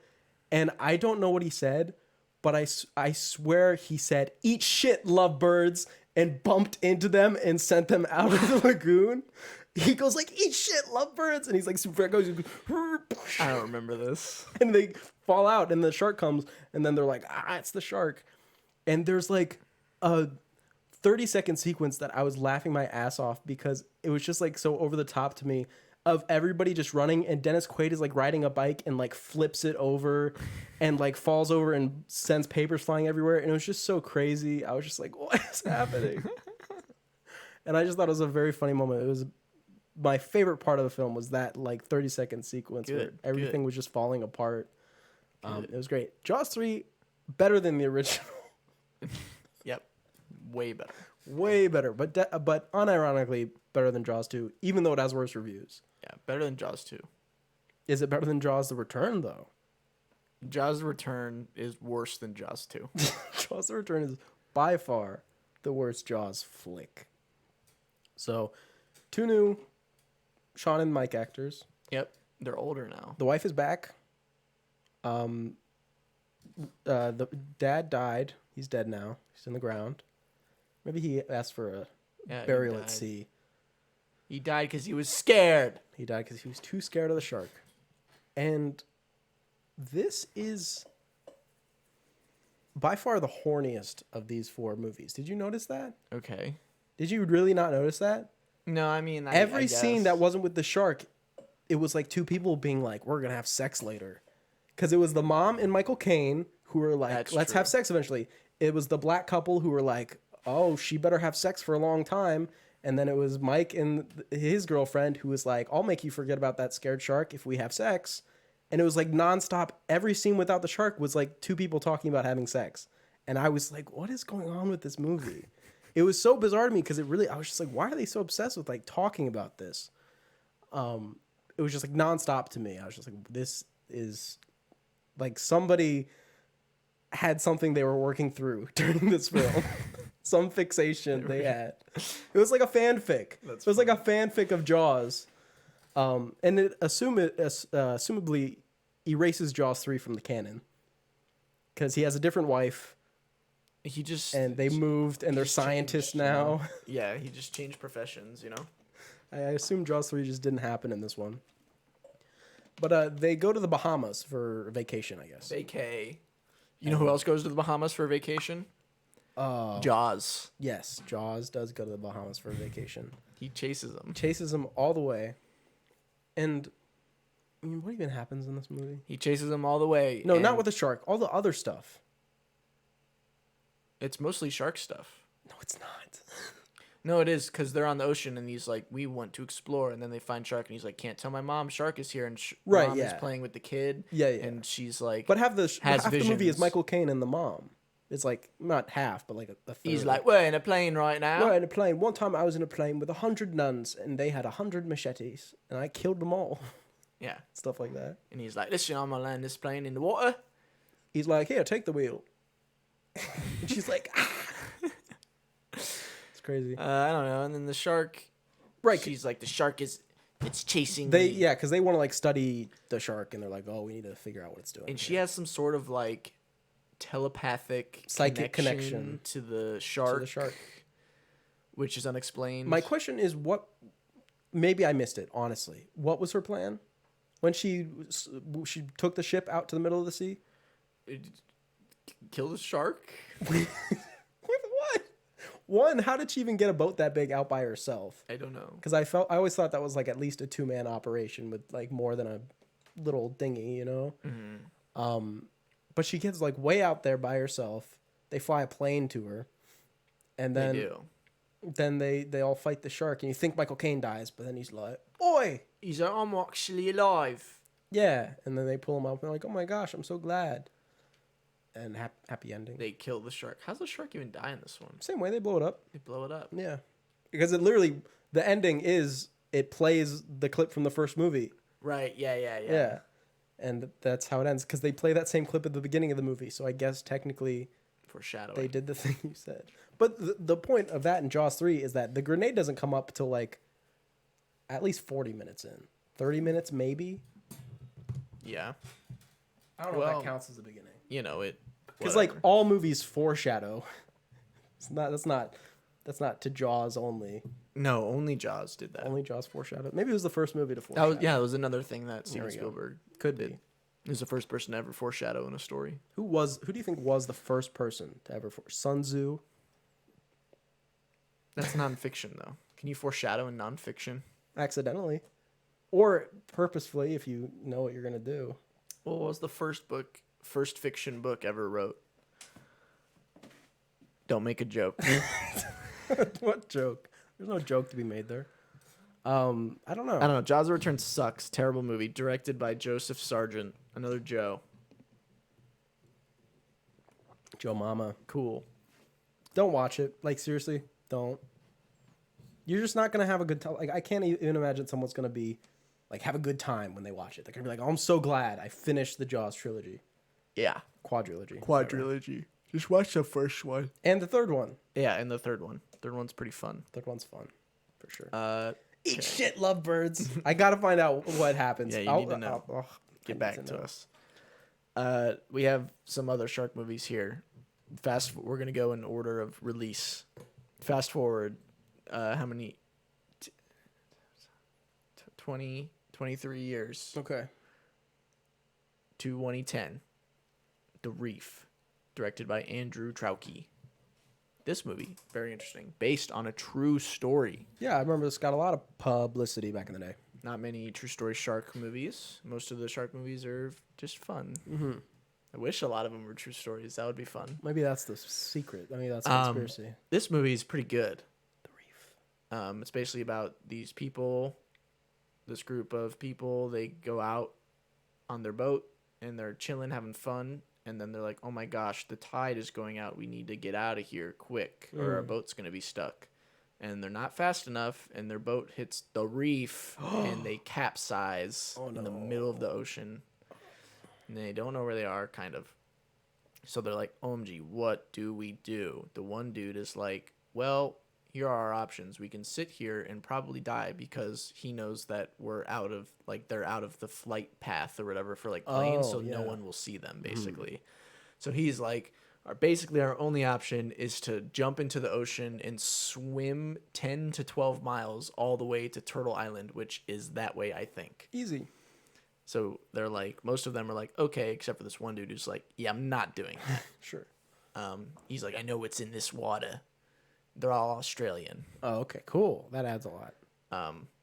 So they all jump in, and the rest of the movie is literally them swimming through the ocean to where they need to go. But They get old when they get too close to the beach. yeah, they get hunted by this shark. What kind? Great white. Nice. It's always a great white. And this movie does like raise tension like very well. It's kind of like Jaws in that manner where they don't really show the shark ever. It's mostly like they're just in the ocean and they're like, "What's that? I think I saw something." And they're like, and then like the guy goes underwater and you look underwater and you don't see anything or whatever. And they're like, "Okay, let's keep swimming." Something just touched my foot. Yeah. What was that? Yeah. Yeah, stuff like that all the time. And then the shark eats somebody and they're like, "Ah!" And they just keep on swimming. And eventually the shark eats everybody except for one person.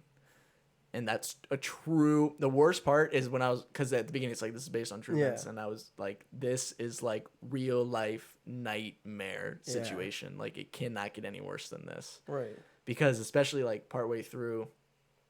But have a happy ending, kind of. I mean, one The one person does make it. That's better than nobody, I guess. Yeah. But partway through, the dude said it would only take like 3 hours to swim that far. But obviously they run into some problems. And it becomes the only way they know where they're going is because the sun, and you can like do a trick with like your watch and the sun to figure out like where north is. Sure. So they were doing that, but then it took too long, so now it's nighttime. So they have no idea where they are because it's night and they're in the middle of the ocean, and the only thing they have are these little like boards that they're like holding onto to float. So they have to follow the stars. So no, they just sleep. They sleep in the middle of the ocean. Yeah. On these little boards, and I was like, no thanks. And it's just terrifying. They wake up and then they're like, oh look, there's an island there. It's not the island that we wanted, but at least there's an island there. So they swim there, and then the shark comes back again and on land eats it eats one of them. And then this is the part that sucks. Well, it doesn't suck, but I was like, so the two people left, there's the main dude who like knows what he's doing, and then there's this one girl. And they get to the island, and the island's kind of like steep to get in from the ocean, so they can't really get up to it. So the dude like has to like pick the girl up and like shove her up and over, and he gets her up there, and then he's like, "Okay, pull me up." But they've been swimming for like hours and hours, so she's like way too weak, and she can't pull him up. Yeah. And then she's like, "I can't do it," and then the shark comes and eats the guy. Jeez. And that's like. That really, like, I read the story that really, I don't know if it happened on the island, but it says in the story that really happened that someone was like holding on to the person and the shark came and ate them. Oh my I was gosh. like, that, how could you, like, the trauma of that would be like just terrible. I don't even know how to explain. Hungry sharks. Yeah, I know. The shark was hungry. Yeah, that's crazy. It was an on away. It's a good movie. 2011. It's called The Reef. It's good. I watched it on Prime Video. Okay. Then in 2011, we have a masterpiece, Swamp Shark, directed by Griff Furst. He's going to come up a lot today. So you would say this is the first movie of his we're going to talk about? Yes. Swamp Shark, which you saw. Swamp Shark. What do you think about Swamp Shark? I recommended this for you. I thought the ending was a little weird, but we can get to that when we get to that. I'll explain why I thought the ending was weird. But this was just on YouTube, so I watched it there. I didn't know it was on YouTube. That's crazy. Yeah, that and no. Six-headed shark was not, but Ghost and Swamp Shark were both on YouTube just to watch. They were just low quality and had like Indonesian subtitles. That's how it is. Don't matter. You know, part of the gig. But so Swamp Shark, I really think Swamp Shark has really strong beginning and really strong end. Like, basically, unironically, like sometimes you just give it a little leeway here and there. But the actual beginning and ending, I was like, this is entertaining. you know? Yeah. It's just the middle that sagged for me, you know? Mm-hmm. But you have this group of like actually pretty relatively able people. You know what I mean? They're not dumbasses. This is the one that has the funny larger man too, right? Yes. It's been a long time since I've seen this one. Oh yeah. No. Okay. And basically, there's a shark in the swamp, and everyone's like, there can't be a shark in the swamp. It's not the right type of water. It's fresh water. It's not salt water, so there can't be a shark. Okay. And then they're like, oh, well, you know, there are some sharks that can live, and also sometimes they can last like a couple weeks in like the different water. And so everyone's like, okay. And they gotta basically, it's the one girl who's the kind of the stalwart one who's like, guys, listen, you know, because some people like die and they're like, oh, it was an accident or whatever. Like, no, it's the swamp shark. And everyone's like, listen, there's no swamp shark. It's the swamp shark. Yeah. And then she's got kind of got people on her side, and some people like it's weird because usually you would think it'd be people who are like staunchly against it and they're like, shut up. But a lot of people are just like, whatever. In this movie, they're just like, okay, there's a shark, who cares? Under the impression like nothing bad's gonna happen. But by the end of this movie, this shark is like possessed. It like has a vendetta against this like town of people because it is in there and is like going for anybody. So they gotta like round everybody up, and this guy uses his fan boat, I guess is the right term, airboat, fan boat, whatever. Yeah. Because that's what you use to like traverse swamps in wherever they were. I don't remember exactly where they were. And so instead of blowing the shark up, they do something a little bit cooler. Yeah, buddy. And they kind of a little bit cooler. They kind of make some sashimi out of it. You know, it's very cool. That means they chopped it up. They shred them up big time. Yeah. And that's where I thought and there was like a bad guy who was like trying to. I forget what he was trying to do, but there was some bad guy that was doing something back then. I honestly don't remember what he was doing. Okay. This was the first one that I watched, so it was a little bit ago. But the ending was a little weird because the shark gets chopped up, and then the guy with the fan boat walks over to the girl, and he's like, we did it. And then they like go to hug, and then it cut to like 30 minutes of like League of Legends footage. And I thought that was a weird ending to this movie. Yeah? Because I thought like, that doesn't really make sense to me. So I don't know if the movie literally ends right when they like hug, like immediately after the shark dies, like less than 10 seconds. Usually these types of movies they do end like that. Do end right after they kill the shark. But yeah, so they hug, and then it just cuts to like overkill, and then it's like, and it's like top 10 kills, some like mobile League of Legends thing. And I sat there for like 2 minutes watching it, and I was like, how long is this? And it was like a 30-minute long clip, just like this mobile League of Legends game. So that's a very interesting choice by the director, especially because I don't think that game existed when this movie came out, but that's okay. Very interesting. What's next on our list? Next on the list, there's a movie I watched. I want to talk about it quickly. I almost forgot about it. It's called Bait. It came out in 2012. It's directed by Kimball Rendell. Okay? This movie rocks. Listen. It's got, basically, this is the premise. Basically. There's these people, and they're in a supermarket, just chilling. All these people have different lives. They're all just chilling. They're going to the grocery store or whatever to, get whatever they need to do. Boom. 2 robbers come in. They're robbing the place. It's a stick up. OMG, it's a stick up. Okay. This is crazy. What's happening? Very intense. Bam. Tsunami. Oh. Totally destroys everything.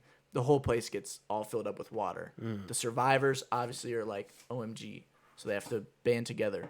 OMG, there's sharks in the water now. Mm-hmm. So they're stuck inside of the supermarket with sharks. That's the premise of the movie. That After cool. like a stick up. And obviously the robber dude is one of the survivors. So they have to like deal with that too. Very cool movie. I don't know.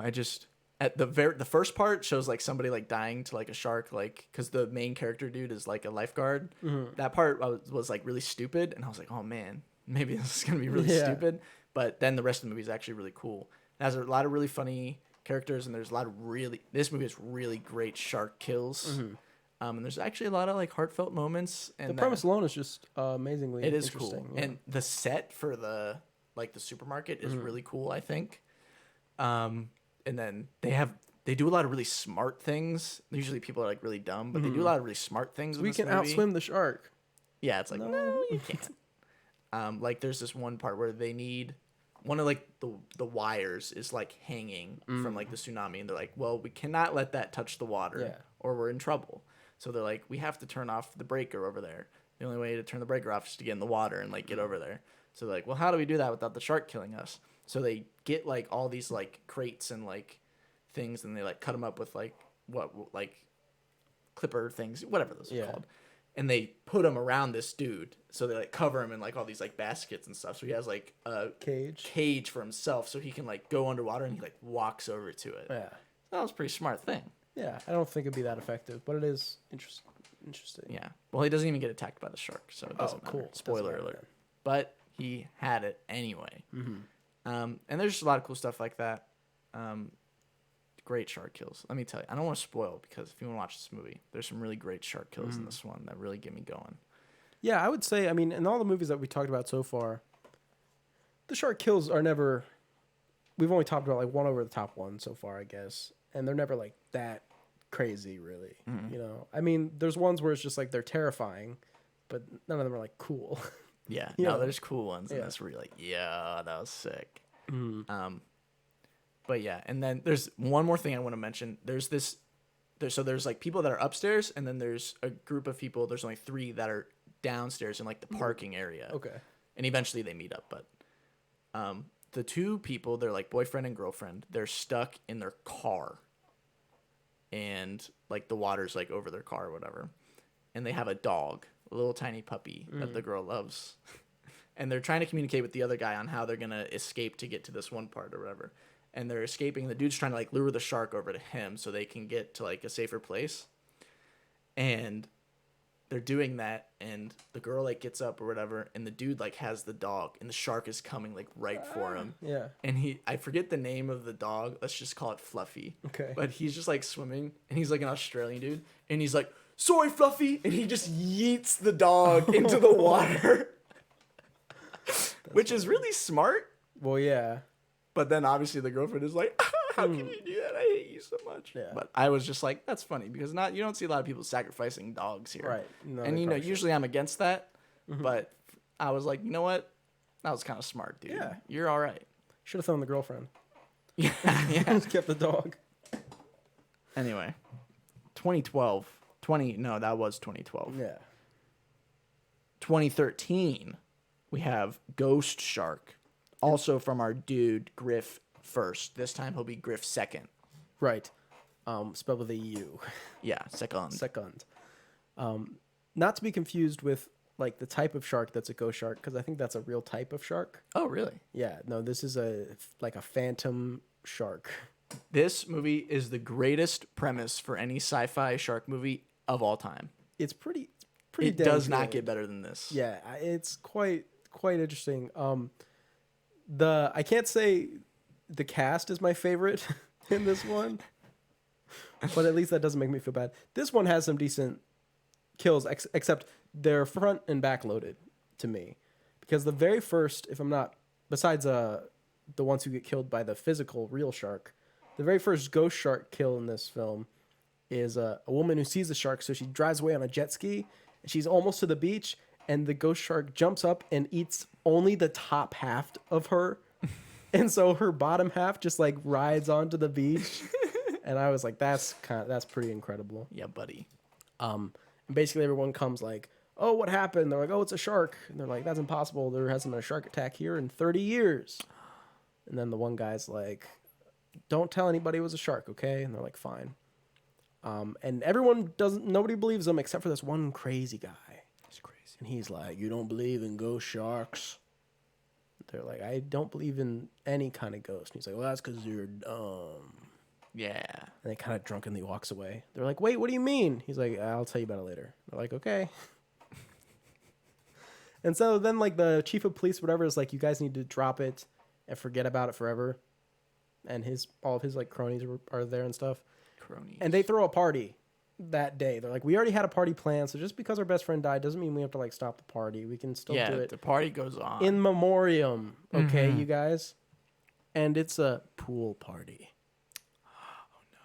And here's the thing about the ghost shark. This is the greatest thing. The ghost shark can materialize from any body of water. Any body of emphasis water. on any. Did you know that the human body is 60% water? Really? I didn't know that. I don't know if that percentage is right. I think it's like 70 something. It's a lot of water. Let's find out. Let's get real scientific for our ghost shark discussion. You were right. I was right. 60%. I'm thinking of the ocean is like 70 something percent of the earth. Oh, okay. Probably, Up to 60% of the human adult body is water. Well, guess what? 60% is just enough for the ghost shark to materialize. Just enough. And he materializes inside a guy. Sometimes that's how it be. And the guy from in half, and the shark just kind of goes "Arr," and then dissipates, and the guy's left on the floor, and everyone in the room, I don't know if I like this direction or not, but everyone in the room just kind of Tony at the end of The Sopranos just kind of goes and looks at it. They're not screaming, they're just like, huh. Very strange. Very, very weird that this is happening.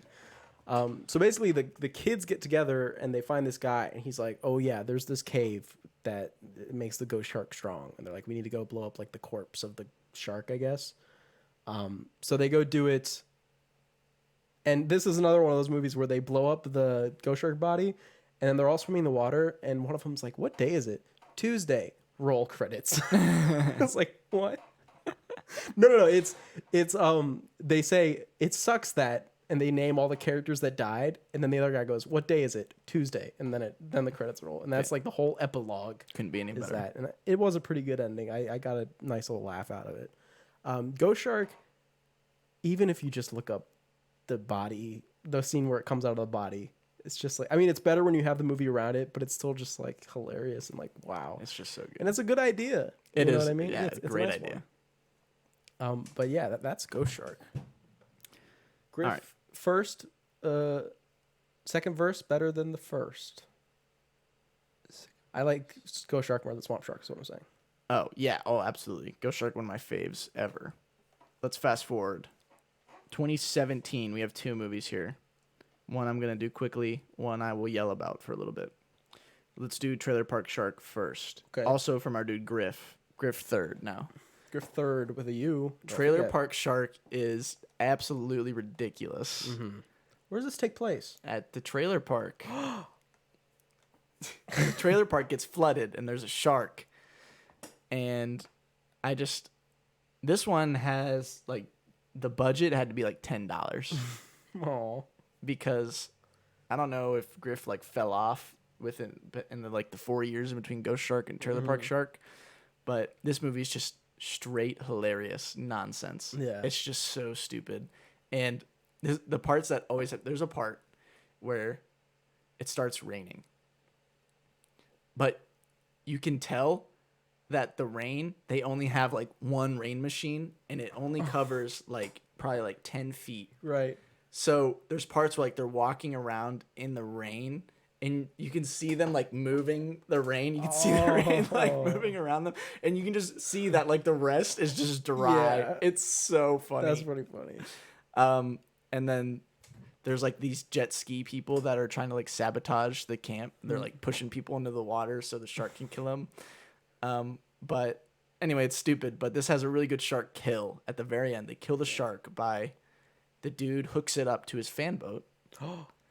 And he drives it over to they have this windmill that they were gonna hook up their trailer park to so they can have power to their trailer park. Mm-hmm. Their close-knit community. And he basically uses the fan boat and blows the shark up to the windmill, and it gets snagged in the windmill, and it just spins around a whole bunch, and then it hits the windmill and yeah, okay, and he gets shredded. It works. That's how Sharky dies. Anyway, Trailer Park Shark, really, really dumb, but funny. Yes. Theme. Now, this movie, I'm sure many people have seen. It's called 47 Meters Down, directed by Johannes Roberts. A lot of people seem to like this movie. I'm here to tell you that you were wrong. This movie is terrible. It sucks even. It might even be worse than Jaws the Return. The premise of this movie, these two girls are like, they meet these two dudes, and these two dudes are like, dude, you want to get in a shark cage and check out some sharks? And the one girl's like, yeah. And the other girl's like, no. And so they go, and the one girl's like, I've never scubaed before. And the other girl, her friend, is like, don't tell him that. And she was like, okay. So then they go there. Well, because I guess you like need to know how to scuba to like do that, which makes sense. Yeah. Why would you want to do it if you didn't know how to? So she's never scubaed before, and then they're like, okay, it's your turn to go in, guys, because the other dudes did it. And then it's like, okay, it's your turn. And then she's like putting the scuba gear on. She has no idea what she's doing. Right. And she's like, when do I unmask him and say that he was behind it all? Scuba dooba doo. Very funny. Very funny joke. Is it? No. And she's like, the dude's like asking her to like check all her things, and she's like, and then the friend is like, well, like do it for her, and he's like, you scuba before, right? And she's like, yeah. Anyway, so they get in the water and they're chilling, and they're like, OMG, this is so cool. Look at all these sharks. And the one girl's like freaking out. She's like, I didn't want to do this anyway, but the one girl convinced her. But she knows how to scuba. Yeah, she knows how to scuba. So she knows like what bar means. Do you know what bar means? If I said 80 bar, would you know what that means? The pressure? It's oxygen. Oh, okay. Sure. So I guess kind of the same thing. I don't really know. But it's like how much oxygen you have left. Bar. Whatever. Anyway, I'm trying to remember. The cage drops twice. Okay. But I don't remember how it drops the first time. Well, I think mankind throws him off the... Never mind. At least I think it drops twice. Anyway, it drops once or whatever, and they freak out. And then they're like, okay, we're going to pull you back up. So they pull him back up, and as they're pulling him back up, they go, swim down, swim down. The rope snaps, and then they really fall. Oh, okay. 47 meters down to the bottom of the ocean. And they're down there. And obviously, there's no way to get back up now. So they're stuck inside of this cage with these sharks in the water. And they only have so much oxygen. And they're like, what do we do? And the rest of the movie is them sitting there being like, what do we do? I don't know. This is so scary. And the one girl the whole time is like,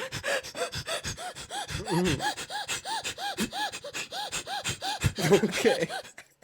that's what it's like. Yeah. Is that not annoying? It's pretty annoying. The whole time the other girl's like, shut up, shut up, shut up, shut up. You need to conserve your air. Uh-huh. Your bar. Yeah, and they're out of radio communication. So the one girl's like, okay, I have to swim up to see if we can get radio communication.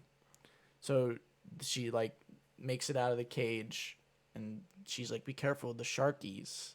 She's like, yeah. So she swims up, and then she gets in contact, and she's like, we're okay, but you guys need to save us. And he's like, okay, we're working on it. Just chill for a sec. So they go back, and they're chilling, and they're just like, and the one girl's like, Yeah. and then the one dude comes down to save him. He has like a hook. He's gonna hook him up so they can pull him up again, but Sharky gets him.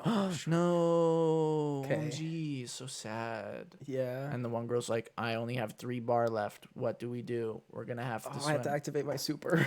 I have to activate my ultimate ability. There's one thing this movie did for me, and it taught me what the bends are. Do you know what the bends are? Isn't the bends when you go too far and then your stomach is like, ah? Kinda. Yeah. So I guess it doesn't matter if you're going down really fast. I guess, because they go down very fast when they're falling. Yeah. But apparently if you swim up from like really high pressure, like if you're way down low and you swim up like fast, if you just try to swim to the surface, you'll get this thing called the bends, which is basically like the nitrogen air bubbles in your brain, like whatever, like blow up and you die. Oh. Or like whatever, like you'll die. Yeah. So you have to go like slow. Okay. Or else you'll die. Sure. So they're like, okay, just do that. So the one girl goes out, and the other girl, I forgot to say, the other girl's leg is like stuck under the cage. Okay. So she goes out, and she's like, I'm going out for a second. And then shark comes, boom, eats her face. You're like, OMG. Is she okay? I don't know.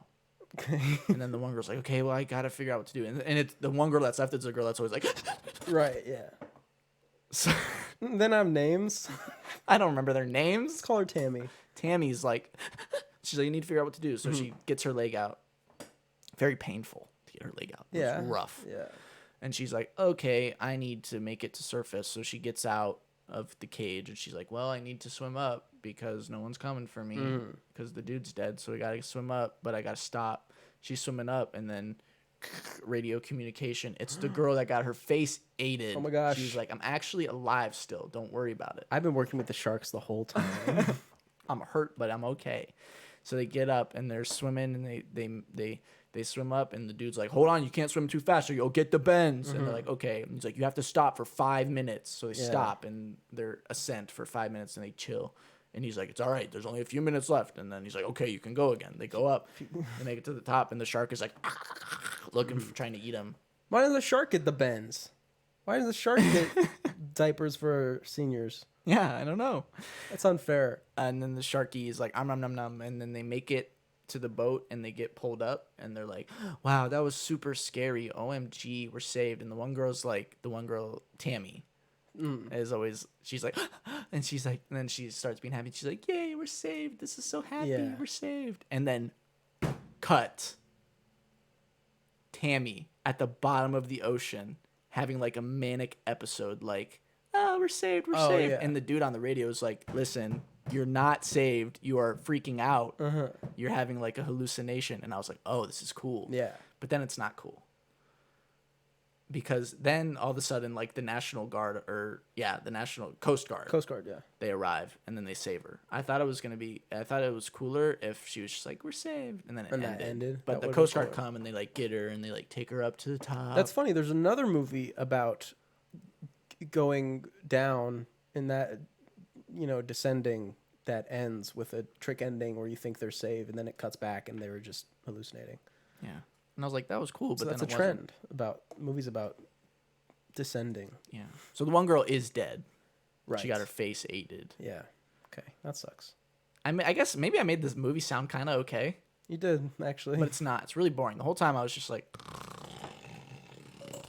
Right. I mean, you explained it in like 5 minutes when the movie is like an hour and some. Yeah. So... Movie blows. 47 meters down. How do they spell meters? E-R or R-E? E-R. Nice. Is that okay? Yeah, that's great. All right, now we have 2018. We got a lot of movies here. But we didn't skip one. No. We didn't talk about Six-Headed Shark Attack. 2018. Oh, there it is? Really? Yeah, we got three Oh, 2018 wow. I thought this movies. one was older. Six-Headed Shark Attack. Let's do it right now. Directed by Mark Atkins. So is this a movie that... Because this is a series. It started as Two-Headed Shark. And they built their way up to 6. Right. So are you familiar with the series or you just jumped in? I hopped in right on 6. Okay, I was like, I don't care about 2 heads when we have 6 heads. When we have 6 heads, why would you care? Yeah. Exactly.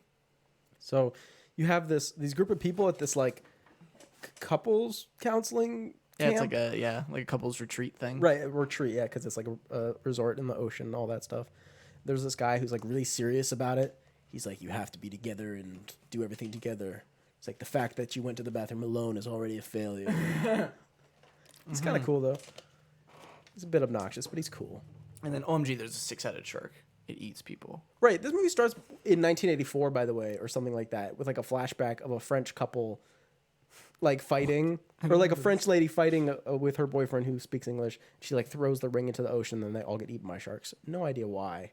Not Maybe sure the what that's ring about. gave the shark 6 heads. I don't remember if that did anything. I just remember being very strange seeing that at the beginning. Okay. But the 6-headed shark just starts attacking all these couples, and they gotta, get over the differences and work together to overcome the shark. Because they're like, it's like 8 people at the beginning, or so, maybe even more. There's a decent amount. I just remember because they're like, we have more heads than he does, so we're smarter. Yeah. That was like a line. There's weird lines in this. There's a part where a long-haired guy is saying that like everything is bullshit and that they're never gonna make it out, and he's like, it's all hocus pocus. It's all bogus, nogus, mogus. He says something like that and he starts like crying. Everyone's like, dude, you need to calm down. He's like, it's hocus pocus. It's very funny. That is funny. This would be a great movie to just have on in the background and just tune in every once in a while and be like, what crazy shit are they saying now? Okay. The greatest thing that happens in this movie is eventually the shark gets to land, and you're like, oh, they're safe. They're safe. The shark's on now. land. But then the shark starts walking on the land with all its heads. Yeah. It's like a weird crab using its, creature or like, something. nose. Noses to nudge and walk on land. And it's fast. yeah, and it's funny. It is pretty funny. It is hilarious. I was not expecting it. I don't know why I wasn't expecting it. I know. I was like, I can't believe it. Yeah. And then And by the point it gets on land, only like 4 people are left or something. there's not many. Most of them are already done for. Yeah. And they already blew up one of the heads, I think. Yes, but when they blow up the heads, another one grows back. Is the Right, secret? it's like the Hydra. It is. It's exactly like the Hydra. I think that's where the Hydra got the idea. Yeah. This story. It's they watched Six-Headed Shark and then they time traveled and then created that. Yeah, mythology. probably, honestly. Yeah. And then they blow the shark up. Yeah, yeah, and blow then it they up. do it, and they're like, "Oh, the day is saved, and it's only 2 people left." Yeah, there's only 2 left. And yeah, it was the one who was talking about the go to the toilet and you fail, and it was that conversation. People. Yeah. So they made it out. They good. They got their couples counseling, and I'm sure they'll be very happy together. Yeah, buddy. Six-Headed Shark Attack, though, are you interested ever? In the 7-headed shark attack? No, and just going back and seeing the roots of the franchise. Maybe. Okay, we'll see. We'll have I to don't see. know. how I'd that have to turns think out. about it. Yeah, because why? You know, it's like less heads. Yeah. We have 2 more. I want to do the one we both seen last. So we're gonna do from 2018, The Meg. I'm sure a lot of people have seen this movie. It's got Jason Statham. It was directed by John Turteltaub, which is a good name, Turteltaub. The Meg. Basically, Jason Statham. He's a deep sea rescue dude, and one time he was doing a deep sea rescue on these people in this nuclear submarine, and he was saving them, and then something really big was totally denting the boat in. So Yeah. he makes a decision to undo the thing, undo like the latch and leave the rest of the people there to die and just go with the people that he already saved. And everyone's like, "You're a murderer. You're a terrible person." Is that Rainn Wilson saying that? No, he's a billionaire in this movie. Just like in he's real like, life. "You're a terrible person. You left all of my friends to die." And he's like, "I literally saved So all many, of you yeah. guys." Because literally the second he does it and they get away, the whole ship blows up. So they were definitely all going to die anyway. Yeah. Anyway, so there's this scientist group people who think they have a hunch that the Mariana Trench is not the deepest part of the ocean. That actually the bottom of the Mariana Trench is like nitrogen gas that they can like go through and like get to a whole nother part of the ocean. Like Godzilla vs. Kong. Yeah. Yeah. So they do that and they go down, and Rainn Wilson, billionaire, is like funding this. So he's there to like see them do it or whatever. They do it. OMG, it is nitrogen gas, whatever. They make it through. Look at this awesome new world we've discovered. But oh no, OMG, there's something big here. a megalodon. It's the Meg, and it breaks their ship. Okay. So they're stuck at the bottom of the Mariana Trench. Who do they have to call to save them? Peter Griffin. Jason Statham. Oh, well, he's that's like, close. I'm not gonna do that. You think that I'm gonna do that? And they're like, Does he have an "You're-" accent in this one? Yeah, it's Jason Statham. It doesn't do it in Transporter. Well, this is the transporter. Okay. Could be offshoot. And he's like, they're like, "Your ex-wife is in there," and he's like, "Oh, fine, I'll do it." Mm-hmm. So he does it, and he saves them, except for the one dude who died. He's getting them out, and the one dude is like, "You know what? We're not doing fast enough," and the Mega's coming, so he locks himself in there, and he's like, "You guys go." So he basically like the shark eats him, and they're like, "OMG!" And then the Meg is there, and they're like, "Okay, we went through the thing. OMG, the Meg is now at our place. It's at our place. How did it get here?" They're like, "OMG, when we went through the nitrogen, it opens up a little bit so sharks could get through or like whatever." They're like, "Dang, so the Meg got through. Frick." Nuke it. So they're like, "Okay, we got to kill the Meg." They go out. They kill the Meg. Nice job. Okay. Great job, everybody. They kill the Meg. Jason Statham kills the Meg. They're like, great. They're having this great moment. And at this point in the movie, I looked at the time, and we were only about halfway through. Oh, wow. And I was like, oh, interesting. The Meg was pregnant, and all the babies came out, and it was baby Megs. I was like, interesting. So I was like, there's two things. Either the Meg is not dead, or there's another Meg. Right, true. Because they did The say husband that of the a Meg. lot of sharks could have got out. Yeah. So they have the dead Meg like on the boat. So the title is kind of a lie. The Meg. It's the Megs. Yeah, okay. Well, spoilers. There is two Megs. Right. They have the Meg, and it's dead. And the one dude is like joking. He's like, look, it's the Meg. Very funny. Look, it's the Meg. And they like joke around and make it look like it's going to eat him. And I was like, oh, it's going to come to life and eat him. No. So then the dude falls in the water, and he's chilling. He's like, haha, you guys are so funny. And then all of a sudden, bigger Meg comes in, eats that guy, eats the other Meg. Yeah. And then lands on top of the boat. Bigger than a boat? It's about the same size. Same They have size a as big boat. Big boat. Falls in the water, like, oh, gee, there's another Meg. What the freak? They got to try to kill it. They lose this time, big time. They have to escape. They're going to need a bigger boat. They're going to need a bigger boat. They escape. OMG. The Meg is now at the beach. The beach, very populated. They get old. They get old at the beach. Okay. The Meg shows up at the beach, and this is a pretty cool scene. I think there's a, like... This was in the 10-minute trailers. Scene where the Meg just murders 500 people. Yeah, I feel like that was what I remember from the trailers, was Rainn Wilson and, like, people at a beach getting murdered. Yeah, he just like comes up and just like 50 people go in his mouth. Yeah. And he's just freaking killing everybody. And then Jason Statham is like, we got to kill the Meg Again. And this, one of my favorite shark kills in any movie. Jason Statham is like, listen, I'm going to kill the Meg all by myself. You guys save yourselves. I got this. So it's like cool little sacrifice moment. His little like water boat that he uses going to water, they go real fast. It got like his wing clip, so it's got like a sharp point on it. So he goes straight at the Meg. The Meg is like, I'm the Meg. The Meg is he's about to go in his mouth. Boom, turns sideways like this, goes under, wing, in the stomach. Interesting. All the way down, cuts him open. The Meg's still kicking though, kicking. Big shark. Jason Statham, the Meg eats his ship. Jason Statham's like, OMG, what do? I gotta figure this out. Boom, boom. What's he do? He hops out of the ship. He's inside the Meg's mouth, kind of. He gets out, grabs this stabby thing, holds on to the Meg, stabs a knife in the Meg so he can hold on. The Meg jumps out of the water. He takes this other stabby thing, right in the eye. Boom. Jason Statham just killed the Meg with his bare hands. Wow. Boom. Meg falls. Jason Statham falls. He's like, you know what? I did it. I'm so freaking cool. I'm Jason Statham. I killed the Meg. And then him and this girl are like, she has a daughter, and, you know, he's like, yo, what's up? Yeah. What's the next movie? You didn't like that?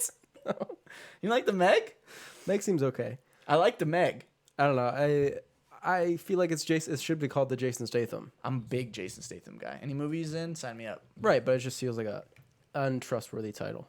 Last movie. I mean, you're right. It should be the Megs. It should be the Megs. And also, the last movie we're going to talk about, Misty Talley directed this great movie called Santa Jaws. Santa Jaws. I actually want to say Thoughts? that you talked about this movie way back, like during I did for during Christmas the show. movies, I think. Yeah, you'd seen it already. I feel like we talked about it a little bit back then. Right, yeah. Um, What do you think about Santa never seen it. Jaws? Huh? I've never seen it. I thought you watched it. No, you just put it in chronological order, and then I told you. But remember, I haven't seen Santa Jaws. Oh. I don't remember that. Santa Jaws is cool. This is the one that has the grenade, right? They do it with a grenade. The ornaments. Yeah, the ornament grenades. Yeah, so the idea is the kid draws in his book, and he gets this one book, kind of like the Death Note, but it's like just a book that makes whatever you draw in it come to life. So he draws Santa Jaws, and it comes to life, and it starts killing people. Yeah. So the only way to kill Santa Jaws is with Christmas things. Yes. So they have like candy canes, and like swords, and like Christmas ornaments that act as grenades, and it's fun. And they fight the shark and they kill it. Right, like the nun. Sure. Of what I've been told. Yeah. Santa Jaws. So it doesn't have any relation to like Santa puppies. I mean, every time the shark comes up, it's got Christmas lights on it, and it makes like jingle bells noise. It's like ching ching ching. Does it talk? No, shark does not talk. Have there been any talking shark movies besides animated? Whatever. Interesting. Because that could be an interesting dynamic. Talking shark, a shark, yelling at you. Shark is like, I'm gonna fuck can kill you. Because Dude. I mean, in a lot of these movies, they make the sharks like growl, which sharks don't do. Yeah, they're like ah. They go like, "Grr." But that's sharks or I don't think they even have vocal cords. Yeah, they just eat you, bro. They just eat. They're silent predators. But imagine let's do a shark movie where the shark has a voice. Yeah, it's like Paul Giamatti. He's like, gotta eat you now. Sorry, man. Well, that's more like a Rob Schneider. Yeah, sorry, man. I don't know. Gonna have to eat you. Yeah, no, that was good. Or Adam Sandler. He could be a shark. I don't know how to do Adam Sandler. Oh, I can't do Adam Sandler either. He's a very tough guy to impersonate. How can you follow that up? Who would? I can't even think of how I would do that. Well, I guess the Suicide Squad has a talking shark. But he's not a shark. He's like a humanoid shark. Yeah, he's I like a want humanoid shark god. Right, like he's a shark that like maybe they were experimenting on him like Up, and they gave him a collar, and it gave him a really high pitched voice that was like must consume. I don't know. Human. Or what if he was just like really misunderstood and it's like this is how I show love.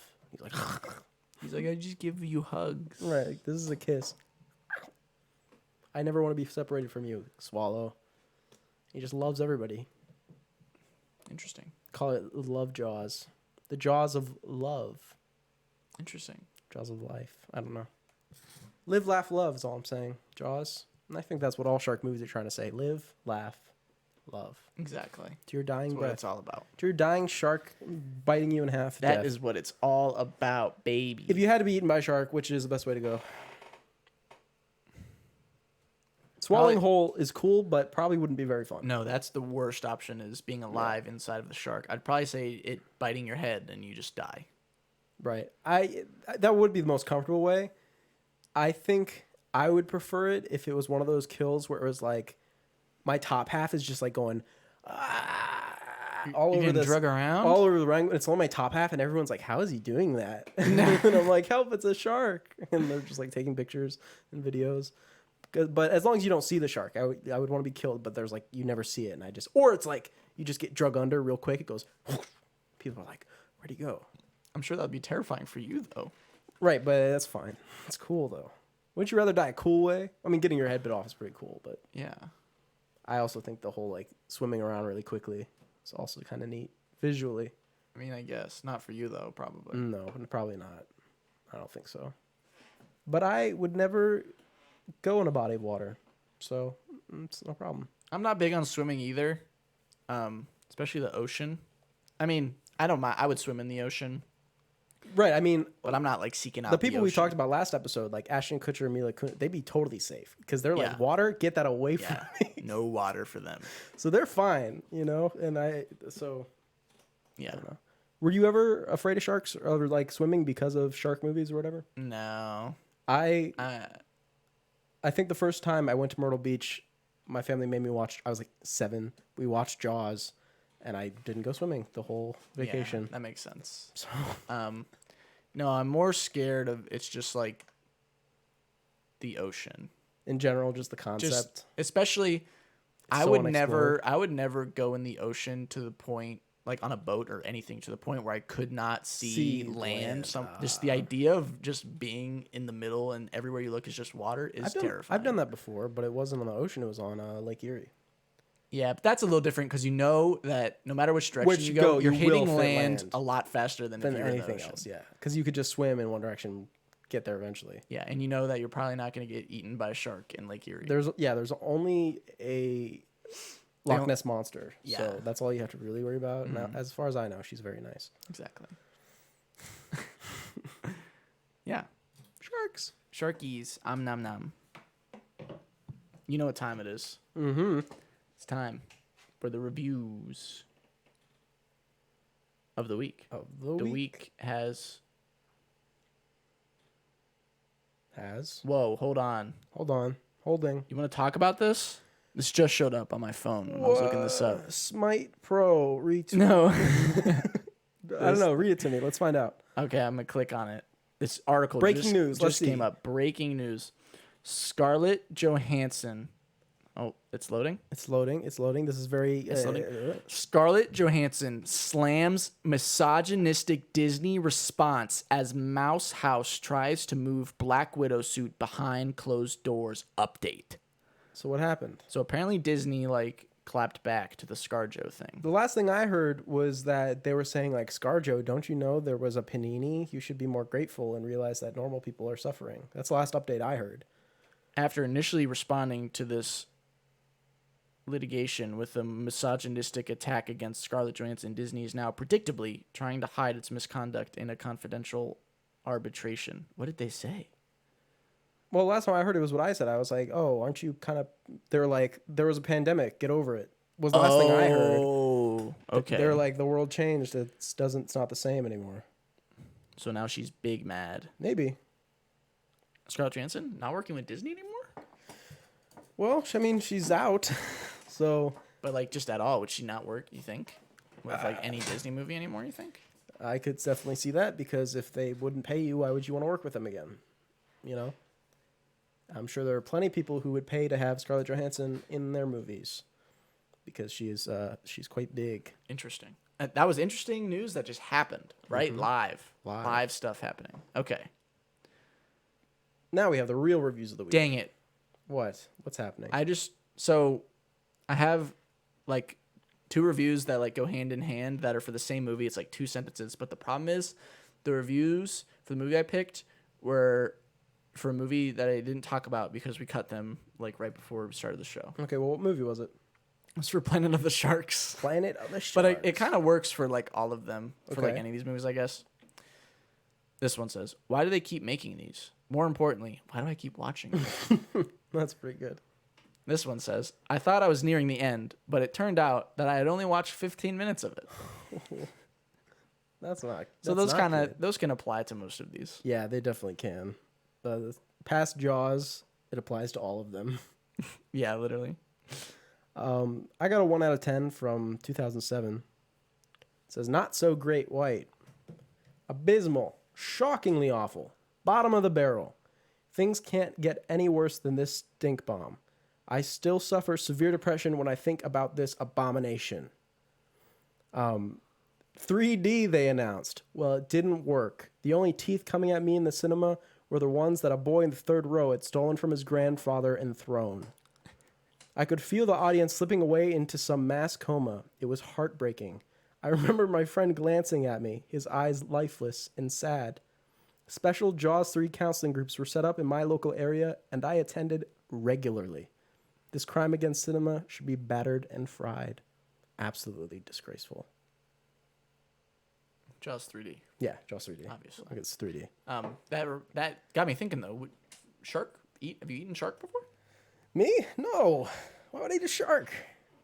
I don't know. Some people eat shark. I know that's a thing. I would not eat shark. I mean, the only thing I've really heard of is like shark fin soup. That's like popular or whatever. I probably would. I've just never had the opportunity. Same. So if you want to send us an email with an attachment of a physical bowl of shark fin soup, please do. Yeah, you can email us. That's a thing that you can do. They're still working on the physical attachments things, but we'll get there. 3D printing, it's very impressive. Yeah. The Stagler Pod at gmail.com. That's our email. You can use it to email us. That's like technology that happens now. Do it anytime you want. It doesn't have to be before the show. It'll stay in the email. It won't get deleted unless it's full of naughty things. Mm-hmm. But we got one coming in that says, hey, obviously sharks are a big go-tos when you think of deadly animals. Same for snakes, spiders, even bees. You also have movies with more goofy killers like Zombievers or Birdemic. Love Zombievers. But that got me thinking. Are there any animals that are less used that would make good killers? Yes, there is one. Be it in a serious or goofy nature. I'm thinking emus. Australia lost a war to those things, which is true. Interesting. I didn't know this. I love Limu, Emu, and Doug from Okay. Liberty Mutual. They're great, so I would be down for that. Okay. But I'm thinking, first off, this is literally, I don't know how there's this, like, they don't make movies about this. This is literally scientific fact that I've learned. These are the deadliest animal on the planet. These animals kill the most humans per like year of any animal. The hippopotamus That was exactly my is a go-to. fucking cold-blooded murder machine of death. I have to assume the only reason they do it is because from the outside they can even be like cute They are cute. to people, you know?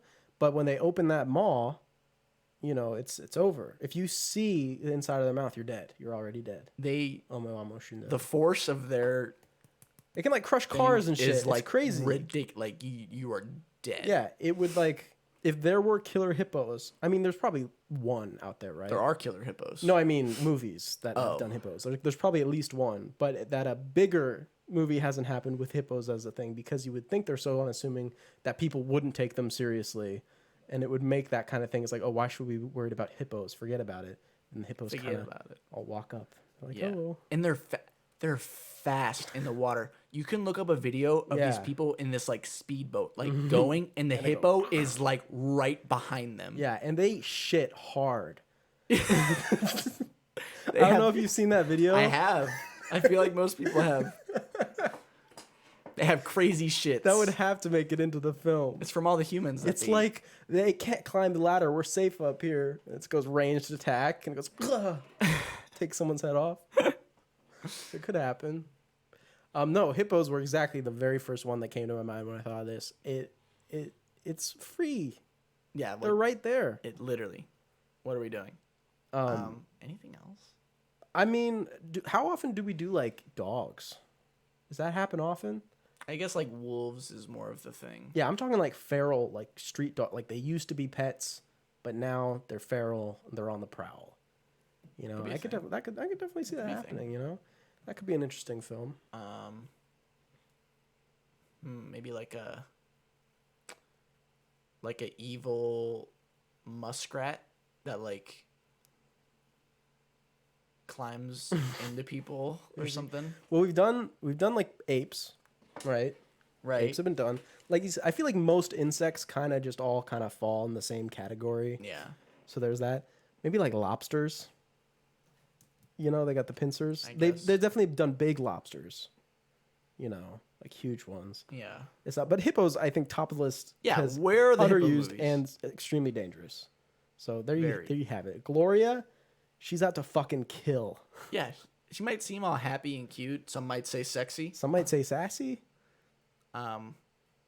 She would fucking kill you in a second. She would. It would like it'd be over. Hippos are messed up. If you don't think what we're saying is true, look up. Read stuff about hippos. They are crazy. I also think horses would be an interesting one. Oh, interesting. Horses could be kind of cool. Like they ride all the humans and they break our backs and our legs break and they shoot us. Interesting. They turn us into glue. Maybe. Could work. I would say goats, but obviously the witch was already made. Yep. So we got that one covered. Got a little help from Satan, but not just tiny help from Beelzebub. But it's a little bit. But no, I think that hippo by and large. Hippo. Yeah, the hippo. Well, we have a special ending to our show here today. Thank you all for joining us for the shark. You know that right now it's time we announce our next spotlight. But here's the thing: we were feeling a little, a little quirky, indifferent. What's the word? We couldn't make a decision. Indecisive. That's the word. So we decided we are going to do a spotlight on foreign films from a specific country. Who knows what country? We made a list of several countries, and we've got a spinny wheel right here. Mm-hmm. We're going to spin it. Whatever country it lands on is going to be the country that we focus on to talk about a handful of movies from that country, either be it super famous ones or random ones. It doesn't matter. Just whatever we feel like. Any it feels like. But it has to be from that country. It can't be based in that country, but made in America. It is from this country. Absolutely. So, all right, here we go. We're going to spin the wheel. We'll spin the wheel.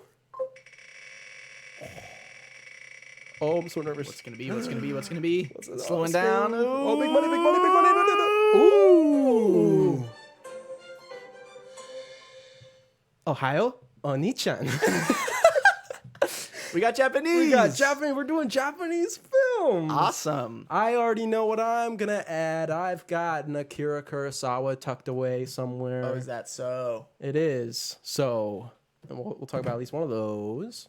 Yeah. Wow, Glorious Nippon. Wait, this is like, we're open. This is interesting. Yeah, and There's many options. I just talked about Code Geass 2, which I'm going to have finished by next episode, and that's all about restoring Japan. So really, this feels like it was made. It feels like we lied and we just are doing Japan. Yeah, what the freak? I Well, we promise. did not, we Look, did not. I'll prove it to Yeah. anyone watching. We've got. If you can see this, it says Japanese. It does. It does. That was a true thing that happened. So that's exciting for us. Fantastic. And, maybe someday we'll bring the wheel back and see what we do next. Why Maybe. not? Yeah, Maybe do next. Maybe but the wheel is a little fun thing here. Maybe. But for now, that's going to do it for the rest of us. Yeah, we're done. We're done. We'll see you next time we're talking about Japanese movies. Maybe write in a little bit and give us some recommendations. If you get in before the show, we can tell you, maybe we'll catch it before the show happens. Yeah. So that could be very, very cool for everybody involved. You'll feel like you're part of the show. It's very important. Yeah, buddy. But until then, I have been Justin. And I have been Nick. And this has been The Stagler. The Stagler. I thought I was going to do and you were going to do I was going to do it at the same time. Stagler. You want to do it at the same time? Sure. How do you count down 3, 2, 1 in Japanese? Is it nasi something? Each is one, right? The Stagler.